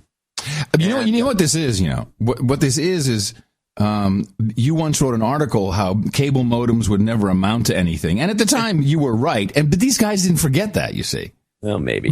And anyway, there was one more item, which was that the line was too hot. And so he had to put a little, like a choke or some sort of little... because what actually happens is you can get a feedback loop, I think. Yeah, so it was way over the voltage. It was just too hot. And so he had to attenuate it with this little screw-on thing. Oh, metric. Well, get used to it. A4 paper. I want to say something here and now. A4 paper is ugly. It's the wrong proportions. When you look at A4 paper, it's too long and skinny. It looks creepy. It's not visually exciting. It's not anything. It's horrible. And all the metric crap, A4 paper is the worst example. It just feels and looks, it's unpleasant. Let's put it that way. Okay. So I feel the same way about putting the 201-405-07 kind of thing. No, forget it. A4 paper, it's not a Fibonacci ratio. It's not a golden ratio. That's the problem I have with it. The problem. What is the US? What do we have in 8.5 by 11 inches? What? 8.5 inches by 11 inches. Yeah. Well, what is the format called? It's called letter.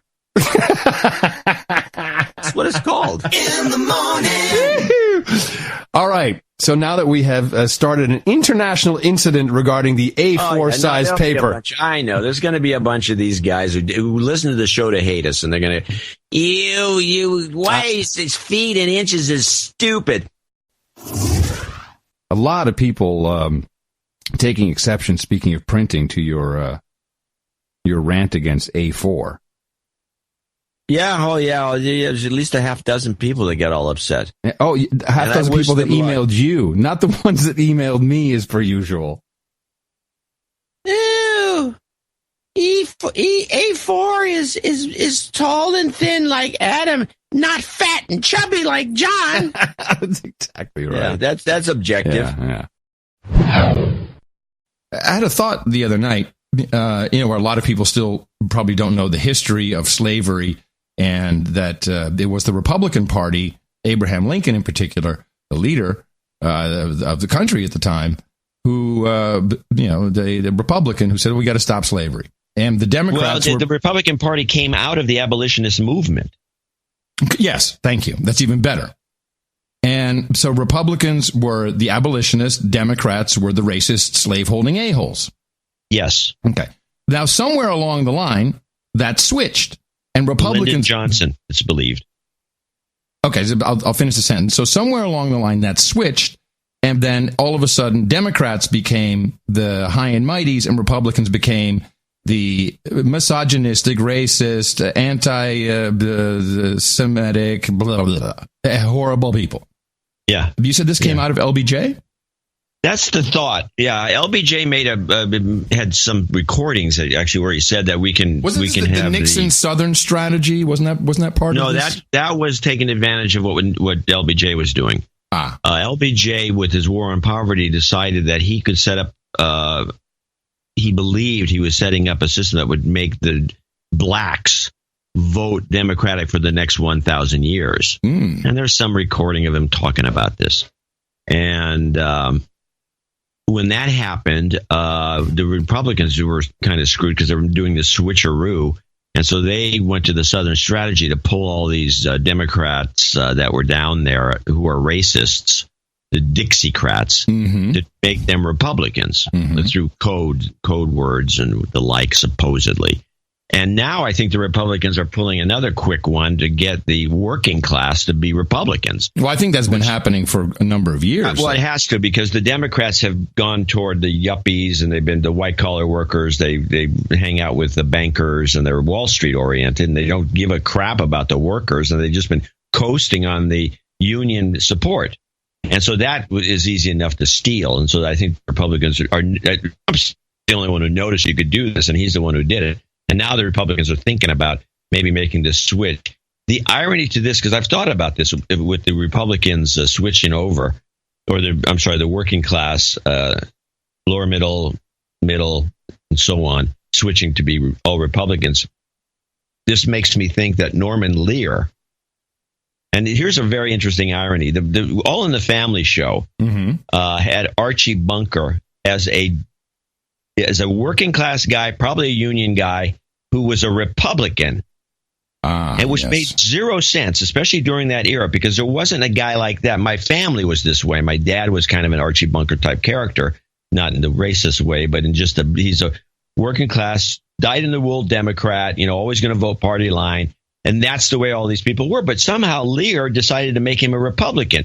That way he could make the connection that Republicans are racist, xenophobes, and all the rest of it, which has been drummed into the Democrats' heads because Archie Bunker was. But there was no such guy as Archie Bunker. They never existed. There was no Republican working guy like Archie Bunker. It was bull crap. So I would say that's where the switch happened. It was Archie Bunker. That's where the switch may have begun.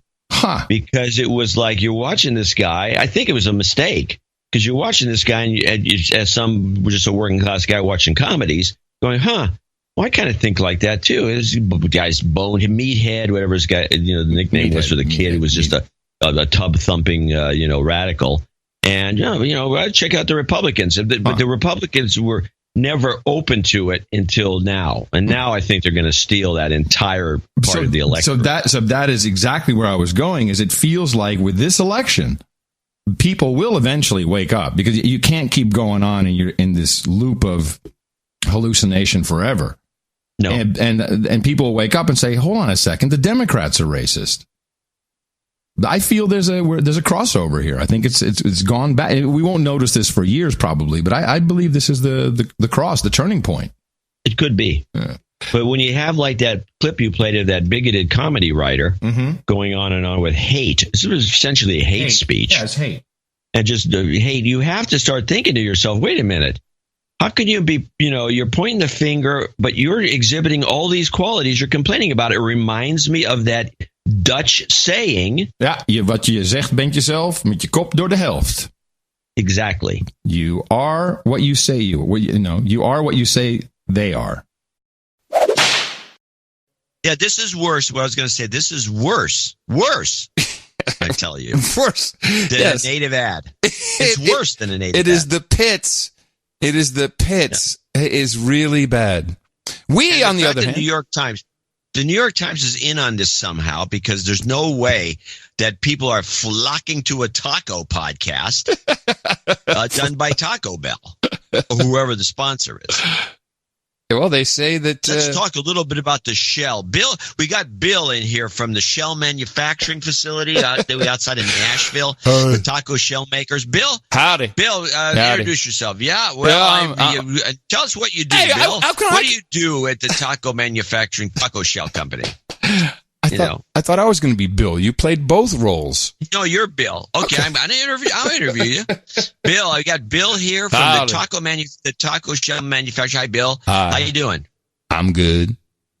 We got Bill on Skype. Yeah. I'm sorry, Bill. So, how long you been doing the taco shells, Bill? Well, first of all, thanks for having me on the Shellcast. I really enjoy talking about the different kinds of taco shells that are out there. So far, we found that the one that looks like a quesadilla stuck together, where you can't see what's inside, seems to work the best for our tacos. Well, that's not the way a Taco Bell taco is, Bill. Are you sure? Do you actually work for Taco Bell, or are you just a generic shell maker that Taco Bell buys from? You're a contractor. Oh, no. Hey, this is the Shellcast. I got all kinds of shells, big shells, small shells. I got wacky shells, zany shells. I got colored shells, got hard shells, soft shells. I got shells. So who's the inventor? I was very fascinated by this, by the way. Who is the inventor? I think El Paso makes these. And the shell has got like a bottom. So it's like it goes down. It's a hard shell, and it's got a bottom that's about an inch wide, and then it comes up on the other side. So you can actually stand up the shell. Yeah. That was... Is that patented? Yeah, I think we should stop while we're ahead. It's the Dirty 30. That's right, everybody. From perfect penmanship to the Dirty 30, John C. Dvorak goes back in time to tell us all of the cool phrases that we heard back in the 30s. Pretty good, huh? Hey, you got that voice down. Yeah, I'm famous for it. That only works in the music. I can't do it without the music. Yeah, because you get into the rhythm. Mm-hmm. That's pretty good. Yeah, I like that voice. Okay, we were at Cadillac, I believe, which is the last term on this pages and pages. Yes, that was Cadillac. I don't recall what Cadillac was. It was a 1 ounce pack of cocaine or heroin. Ah, yes.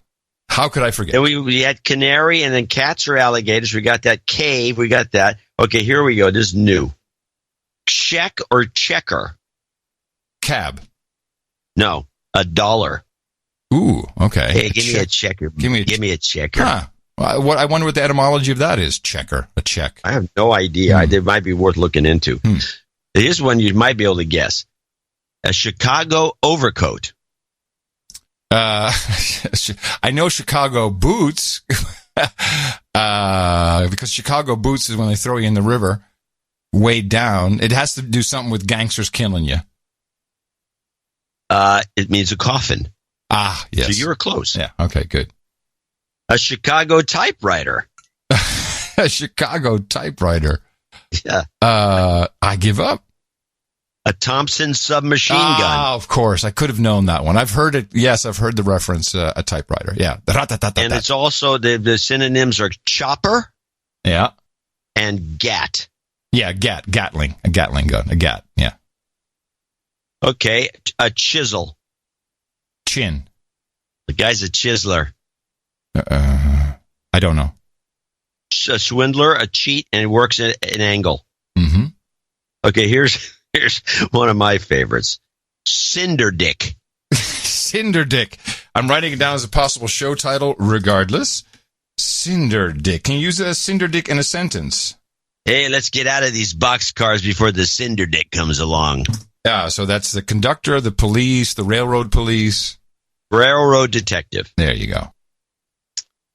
All right. A couple more, and then we'll close the segment. Dog soup. Dog soup. In a sentence. Sometimes known as city juice. I'm going to pass. Hey, Mabel, give me a glass of that city juice. Water. Gotcha. Clam bake. Has something to do with lesbians, but I'm not sure. No, it's a wild swing. Nice try. A clip joint. Clip joint? Yeah. A whorehouse?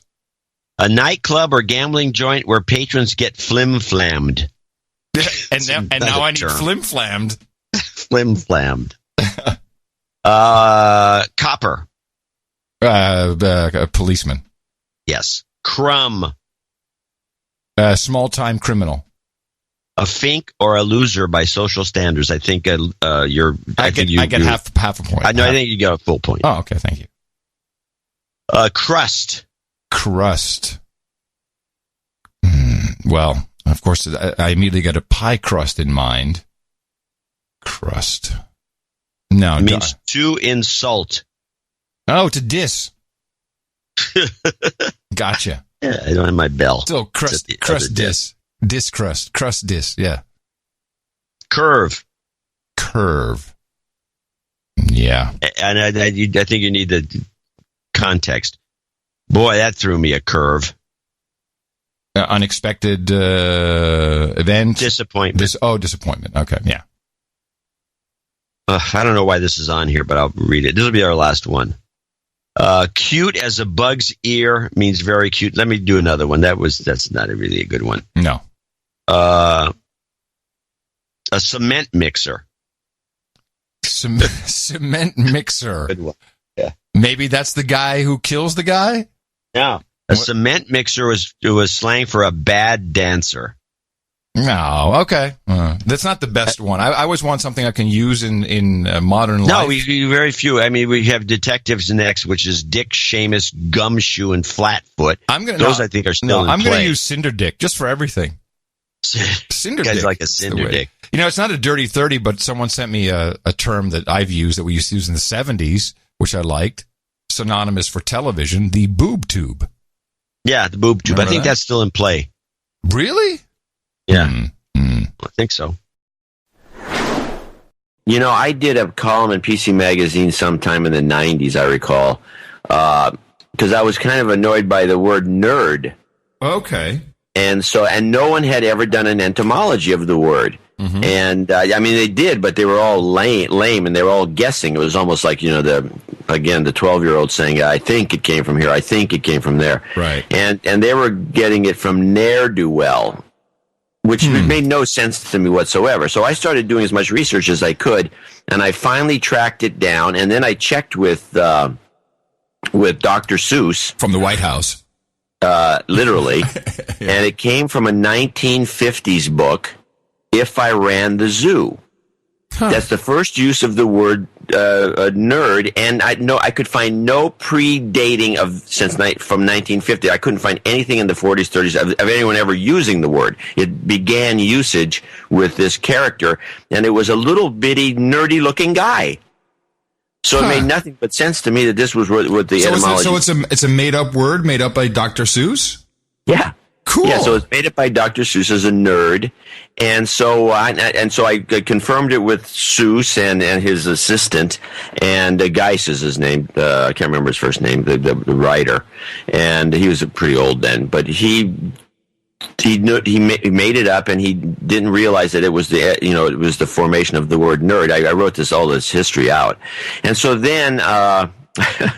So I thought it was kind of cool that I found out the origins of this word. And so then I went, and then kind of the kicker to the story is I went to the Universal Studios park in Orlando, and they had an If I Ran the Zoo exhibit. The nerd was not in it. And so you complained bitterly, no doubt. Well, it just seems to me that of all the things in this modern age that you'd want in this exhibit, the nerd of course. Character. Yeah. One time I was at a party. I won't say whose place, but it's one of these guys. I think it was the CEOs of Intuit, and there's a big mansion, Scott. And so there's this party there, and there was I was in one of the rooms talking to somebody, and there's this one very cynical guy making me look like a normal guy.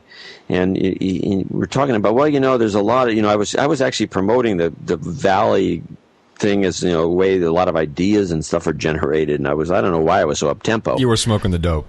No, I was not smoking anything. In fact, I wasn't even drinking much. Maybe that's the problem. Uh-huh. But anyway, whatever the case, this guy says, what are you talking about? He says, this whole thing is just a big scam. All these guys are just a bunch of salesmen selling crap to the public. There's nothing to it. It's shallow. It's just making money from the making of money's sake. And he went on, and I walked away going, you know what? He's right. So anyway, there's a very interesting story here in the U.S. that people should follow. And we have a thing on the blog called the Police State News Bulletin.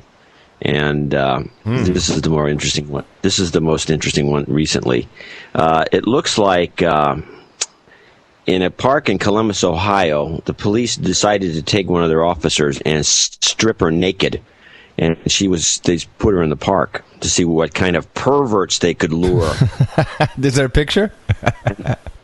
There's kind of a blurry picture you can see, but is she hot? It's nothing.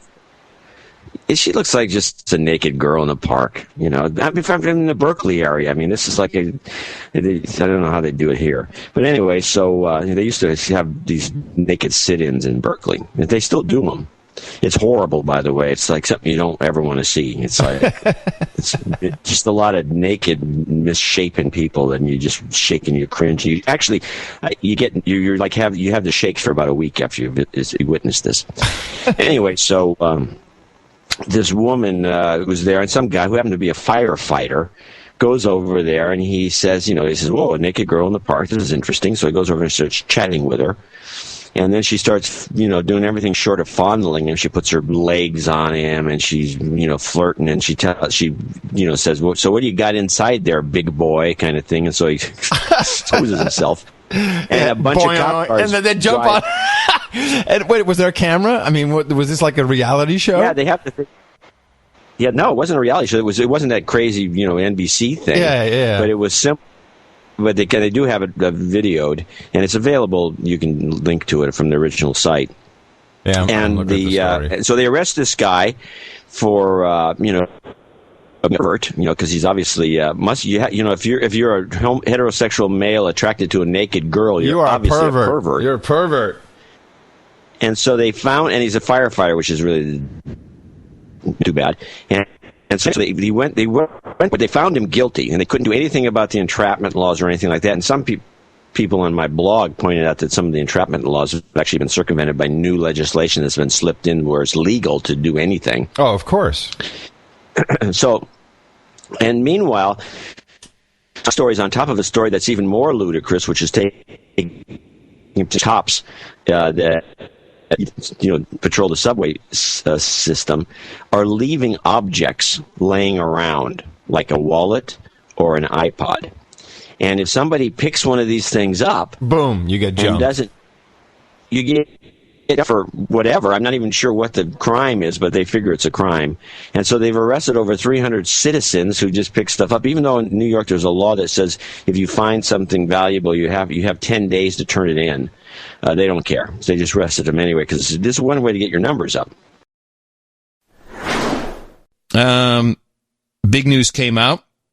As we kind of expected, Amazon has we're not going to say Amazon. We'll say doorbell camera company Ring, owned by Amazon, has partnered with 400 police forces across the United States, granting them potential access to homeowners' camera footage and a powerful role in what the community calls the nation's new neighborhood watch.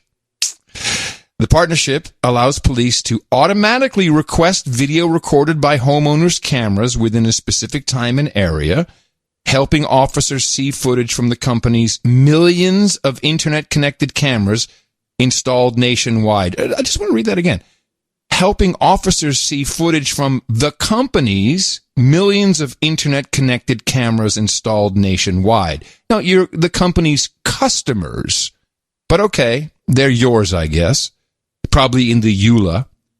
Officers will not receive ongoing or live video access, and homeowners can decline the requests, which Ring sends via email. And I have a feeling that if you don't respond, they just do it anyway, and why the hell wouldn't they allow access regardless of what you say? This is so bad. We have created a security state in our own neighborhoods. Everybody on my street has them. You cannot walk on my street without someone seeing you. You must obey. That's exactly what it is. I find this very disturbing, and I don't know what to do. You can't vandalize them because everyone sees you walking up. So I don't know is there any thinking on how we can You can vandalize them. Yeah, but I don't want to be caught vandalizing. No, here's how you do it. A little tip for any vandals out there. We probably have a few listeners who are vandals. You know, the humorous ones. You put a ski mask on, run out of your house as fast as you can. But first of all, you put a piece of wood or something in front of your own ring. And then, so it's like, oh, I didn't know it was there. Wait, hold on. You're going too fast. I got to take notes. Hold on. Okay, put block of wood. Wood in front of your own ring. Would gaffer's tape be okay? All right, wood. Yes, wood. Got it. Put a ski mask on. Grab a spray can of. Do I need a rope for this as well? No, just a spray can of black and a MAGA hat. Use Rust-Oleum paint because it's got some chemicals in there that might scratch up the lens. Yeah.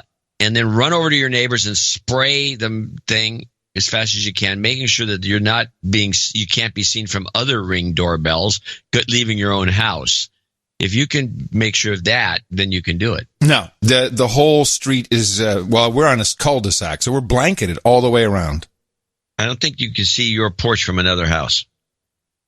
The minute you get on the street, everybody can see you.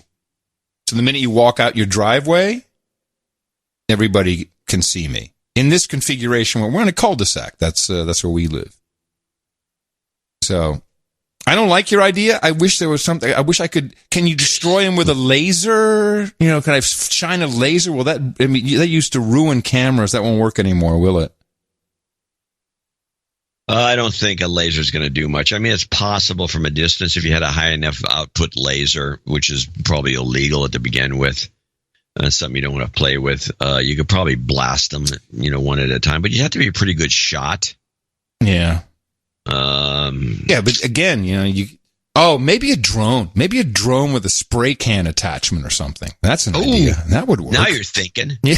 A drone with a spray can attachment or like one of those drones that holds like a 45 and shoots. You just shoot the thing out. Strap the judge to my drone. We'll take care of that for you. Okay, well, what I hate the most about TV, I think, is what you were referring to. It's okay. Just go ahead. So I want you to – this is what I hate the most about TV. I saw two examples of it. I saw it on Shark Tank does this constantly, and I don't like the show. I don't like Shark Tank. Bunch of glib guys. It's just not a – I don't like the show. They asked me do you know they asked me to be on that show? With the product? As a shark. Oh, why don't you do it? Well, I'll tell you why. They call up and I say, that'd be great. I'd be fantastic on the show. I think I can evaluate pitches. I've been through a couple. I said, okay, and you'll invest? I said, no, I'm not going to invest a dime in any of that crap. No, you have to actually invest. Wait, so you're telling me that you don't have a budget that gives these schmucks with their ideas some money.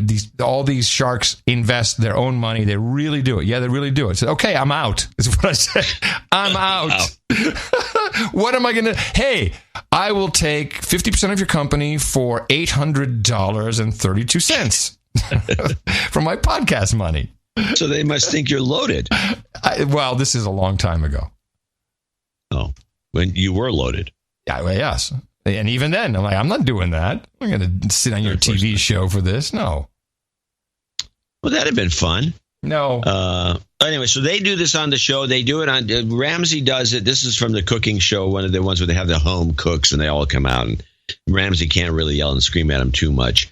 And they do it on a lot of it. They do this on The Voice. They do this on all the shows.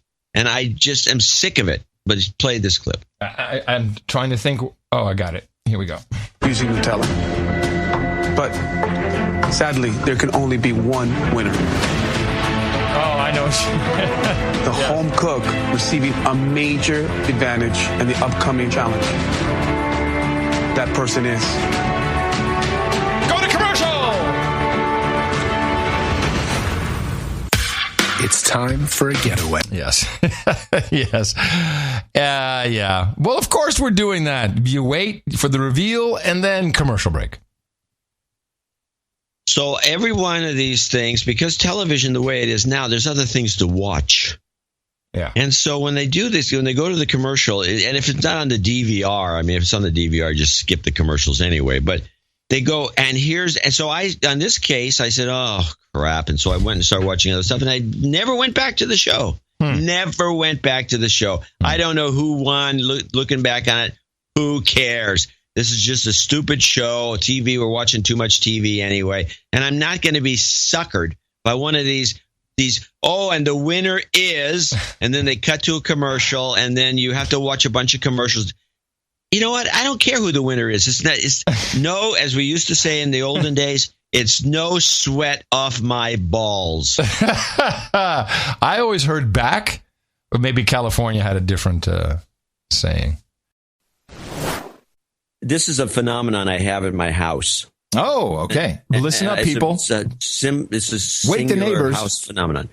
And so I hear and the volume you're going to hear that is what I'm hearing. And play the Mockingbird clip. And this is what I'm hearing in my downstairs.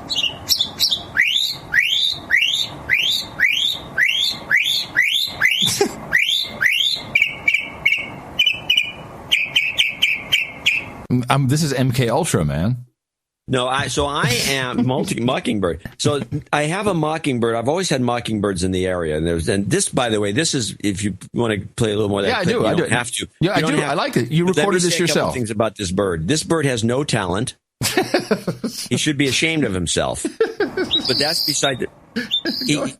He's got no rhythm. He's got no song. He's just, doing his normal mockingbird thing. He stinks. I've had plenty of mockingbirds that can do a variety of noises that are just astonishing. This guy does have a car horn. You can play that. Car alarm. What? This bird has a car alarm? Oh, they all do. Oh, there you go.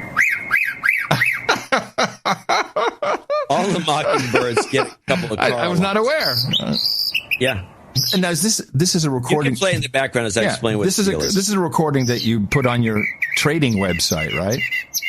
No, that's the birds of. That's a Holland thing. I'm going to post this, but I haven't yet. And what it is that this mockingbird, or any mockingbird, but this particular one, he likes to get on top of the chimney, and he uses the chimney itself as a resonance vehicle to make his voice go. Have you considered shooting him with a BB gun? No, I'm not shooting. No, you can't shoot mockingbirds. Okay. They add a nice little thing to you can play it in the background. I'm playing it in the background. So he gets on top of the chimney and he starts, and it's way up there. So he makes a bunch of racket and he goes straight down the chimney into the house. No. Yes. At this volume. And you go, oh, the mockingbird. And so you go down there. So did you light a fire? No. But I did take the recorder. I took the H2 and I stuck it in the firebox. Yeah, chat room says standing wave mockingbird. So the mockingbird. So it makes it so when you're in the house, it sounds like the mockingbird is in the house. Got it. So it's actually quite amusing to me. But I will give a washing detergent tip for people out there who listen to No Agenda Show for these rare hold on gems. A second. Hold on. Ladies and gentlemen, a washing machine tip from John C. Dvorak. Okay, so I was, of course, part of my job, I was meeting with, in some situation with Colgate Palmolive, and they told me, I've given this tip before on the show, but I think people should know it. If you're going to buy detergents, whether it's dishwasher detergent or laundry detergent or anything that you expect to clean something with, always get the liquid. Always the liquid? Yes, and here's the reason. Okay. I was told. What's happened over the years is some of the stuff that the way laundry detergent was first discovered was they let a bunch of the soaps that they made dry up and it became flakes. And so they developed a laundry detergent that was just a powder and you dump it in and you clean with it. But over the years, it was basically a secondary product. It was a byproduct of the original.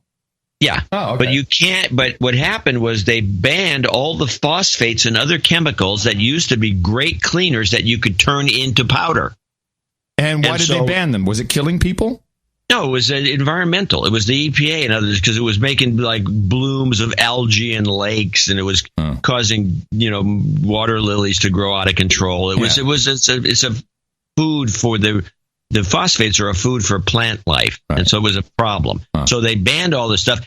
So they had to reformulate to produce these new chemicals that did as good a job of cleaning. but they could not make it into a powder. Oh. It wouldn't powderize. So they started selling this idea of liquid. And so liquid, if you want to have anything that actually cleans, unless you're in Mexico where they still sell the old original stuff, but if you want to, in the United States, if you want anything that actually cleans and works, it has to be liquid. Now, first of all, thank you for this tip. That is, ladies and gentlemen, John C. Dvorak with a tip and only the tip, as he is known, Mr. Tip. Would you, since, of course, we talk about all kinds of products on the show, products that we like, products that we don't like, because we're not paid, we don't have no advertisement. I would like to know, what is your liquid detergent of choice? I do like Tide, but knowing that these formulations are pretty universal, I'll buy anything if it's on sale. So I use Tide, I use Era, I use the pens, but Tide, I believe to be probably one of the best formulations you could buy, especially the ones. But there's a lot of different formulations, and you have to kind of pick and choose which one you want. If you want the fake bleach that's in Tide, which is actually an enzyme. Well, I'll tell you, I'm a Tide man myself. Yeah, and that is because for the 3 months I went to college in West Virginia, my roommate Tyree Hamilton from Newark, black kid, he taught me how to wash my clothes properly. He also taught me how to moisturize. Let me tell you, the black guys know how to moisturize. And so he said Tide, man, nothing ever. It's only Tide. I don't remember I think we had liquid, but I've been a Tide man ever since. So when I was in high school, I was one of the lucky/unlucky appointees to the Model UN. One of those kids that was in the Model UN. They have this around the country. You were a globalist early on. How interesting. Oh, yeah, absolutely. And so the Model UN, or Mock UN, I think it was also called, but it's the Model UN, and every school got to send 2 representatives as though it was a country to the Model UN. And I think it was in Berkeley they had it, of course, at one of the big auditoriums at Cal. And so we all went there and stayed in a hotel. They put us up in a hotel in downtown Berkeley. And me and my pal was Bill Cady. We ended up spending most of our time tossing toilet paper rolls out the window to see if they would unravel and make a streamer. But during the Model UN, you learned Robert's Rules of Order, which have all these points of order, points of information, points of this, points of that, points of this, points of that. And there's a relatively, maybe there's about 12 of them. But in that event that you were listening to, they were making some up. I mean, there's no such thing as, point of cliche or whatever. Point of personal privilege. No, point of personal privilege is one of them. Oh, point of debate, point of information. That's one of them. I think it was point of debate or something. They said that was not one of them. But all those other ones, point of order is the main one. Point of information, point of personal privilege. Those are all real.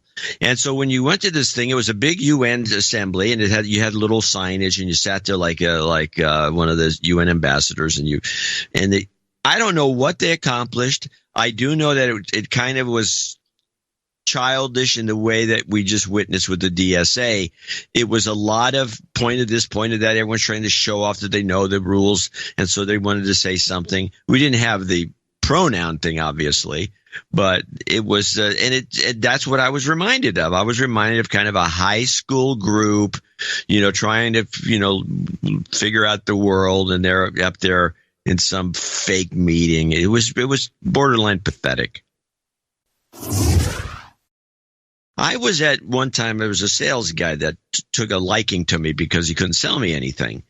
So he was an insurance guy. This is when I was in college, and I have pretty decent, not great, sales resistance. And I've run into people that I can't, there's no way I'm going to get out of it. And I'm out of here. Whatever you want. But most people I can resist. And if you go to the Middle East and deal with some of these Arab and Lebanese and some of these sales guys, you're just generally speaking, you're not going to lose a lot of money, but you got to pay up. Or you don't get out alive. You're never going to get anywhere. But with most Americans or the typical Western sales guys, they have all these tricks, and they go from one to the other to the other. And this guy went through the entire litany, and he kind of ended with this condemning type of sales pitch, and he never could break me.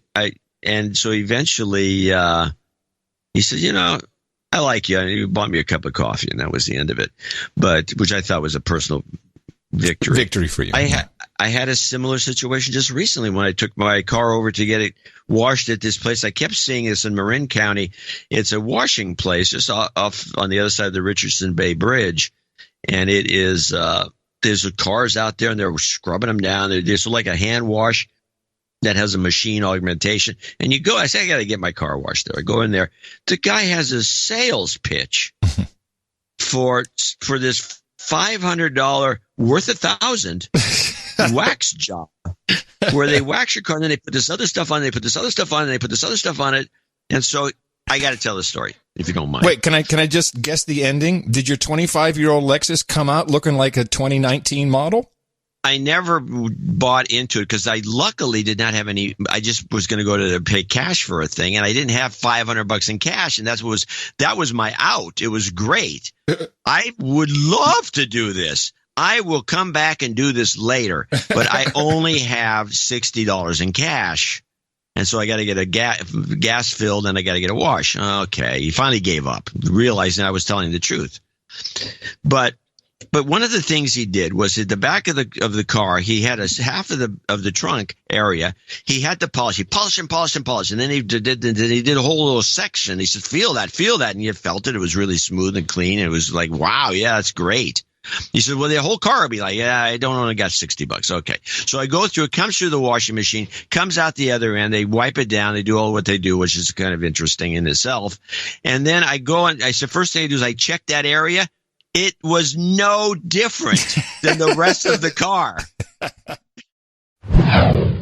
When I was doing the tech TV show Silicon Spin, we used to have different people on. I used to have Danny Ash on a lot and all kinds of other. Who's Danny Ash? Danny Ash was Danny. She was the one that she makes like, we figure $4 million a year, do just softcore. Oh, okay. All right. She's a softcore girl, cool. And she has she has her sites, Danny's Hard Drive. Oh, Danny's Hard Drive. Okay, I've heard of that, sure. And she, sweetest thing you ever wanted to meet. She's gorgeous too, and she'd be on. But she was a businesswoman. She's actually a hardcore businesswoman, and she would have some real interesting insights into all this stuff. And her husband was like a lawyer, so she was like the businesswoman. He's a lawyer. She's a stripper, or not a stripper, but whatever she was. She showed. She was. She did like. She was really, an exhibitionist. That's what she was. High end, sexy shots. Hot shots, right? That's about it. Yeah. But she would make it. We did some calculations at the time, and this was in the late 90s, 98 maybe, 99, something like that.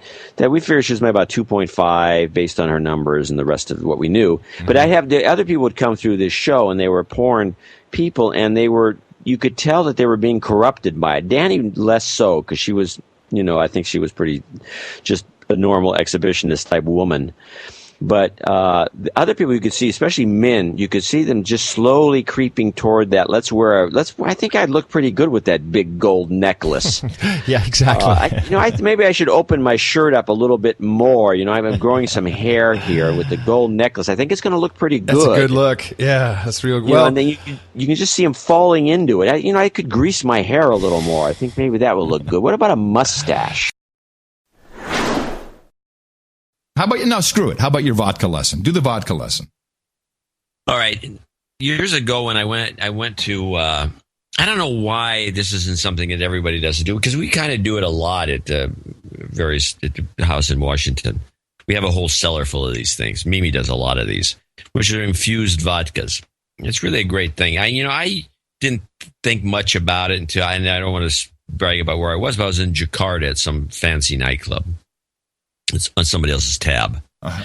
And, I wanted we wanted some drink. We're going to try this drink. And the guy, it involves Stoli pepper vodka. Uh-huh. And the bartender says, that Stoli pepper vodka is not really that good. You want to try my pepper vodka? Oh. And I said, sure. And so he brought out a bottle of vodka that had a bunch of Serranos, and there were like a bunch of them in there. Mm. And, tried that and realized that this pepper vodka was like so much better than the commercial stuff, which probably uses some There's no peppers in there. They probably just have some liquid they squeeze in there. So I started doing my own pepper vodka and other vodkas, infused vodkas, including the ones with bison grass, which is really one of the best vodkas. It's called buffalo grass or bison grass. And it's a sweet, it's also called sweet grass in this country. And you take a little pile of it, not too much, and you put it in some vodka, and it adds this outrageously delicious Now, what kind flavor. of vodka do you need to use as your base? Just any vodka, any plain vodka, The Stoli? If you want to, Stoli's fine. It's not the best vodka. The best vodkas, the vodkas actually do taste different from vodka to vodka. If I was going to just recommend a vodka out of the blue, I would recommend the Costco Kirkland vodka that's made in France.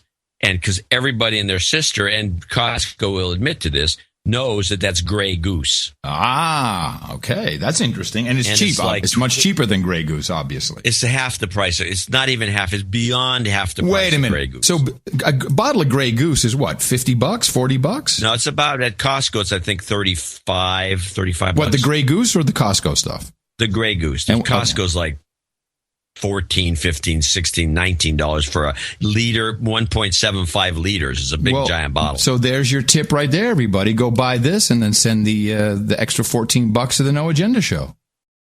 I think I mentioned this after the show, and you said you didn't say it on the show. I thought I did, but I'll say it now. Which, when I was a kid, that's what we were taught. We were taught that the Amazon is it produces all this oxygen. And it's like very crucial that it remain intact. Yes, I think I learned similar. Yeah. It just reminds me of the International Geophysical Year, which I believe was 1957. And was recorded by Steely Dan. Before the International Geophysics Year, everybody in the schools would teach that it's just a coincidence that if you look at a globe, that South America kind of fits into Africa like a couple of jigsaw puzzle keys. Oh yeah, I always heard No. You think that fits? No. It's just it's bullcrap. It's just bullcrap. It's a coincidence. Yeah. And then the International Geophysical Year appeared, and they determined that's when they discovered tectonic plates, and it realized that yes, it was once one giant landmass, and then it moved away very slowly, but it did fit, which was the first thing you'd see when you looked at a globe. Logically, it looked like it fits, and they're trying to deny the obviosity of it. Why were they denying it when now it's generally accepted as true? Baffling. It just became some sort of a standard. Somebody. I have no idea. They didn't want to believe it, I guess. It was like, no, that can't possibly be true because that means it would be one giant landmass. And we have no evidence of such a thing. Yeah, 3-4 topics sounds about right. Maybe if we do it once a week, it might work out. I think that's a good idea. I don't think we can sustain this length because sometimes, the interview you had with Dr. Ron was worth discussing for a while. Yeah, true. Okay, so we'll see. But this, I would say, I agree. This is maybe a little bit on the long side, but just underneath. 40 minutes is pretty much the max, I think. Yeah, I agree. Well, there you have it. Yeah, I agree. A giblet is in order. Yeah, I think so. And just run it through YouTube so you get their captions, and just take that verbatim. It'll be even funnier. I might just do that. That's funny. Thank you very much, Sir Rupin Waffles, for executive producing and putting that together. Quite a job to pull all those stories out of over 1,000. What am I saying? 1,200 episodes. Thank you for your courage, because it truly took some to dive in and do all that. It took a lot. Yeah. Yeah. Well, anyway, I'm glad I had these stories to tell, and I'm sure there's more stories to come. And you know what? It's codified. Your life matters because it's out there in thousands of different copies of MP3s. There you go. We'll be back on Thursday, right after Christmas, with another episode of the No Agenda Show. There'll be 12:02. Until then, have a very Merry Christmas. And adios, mofos. I'm Adam Curry. And I'm John C. Dvorak. Merry Christmas, everybody. We'll talk to you right after the big day. Adios.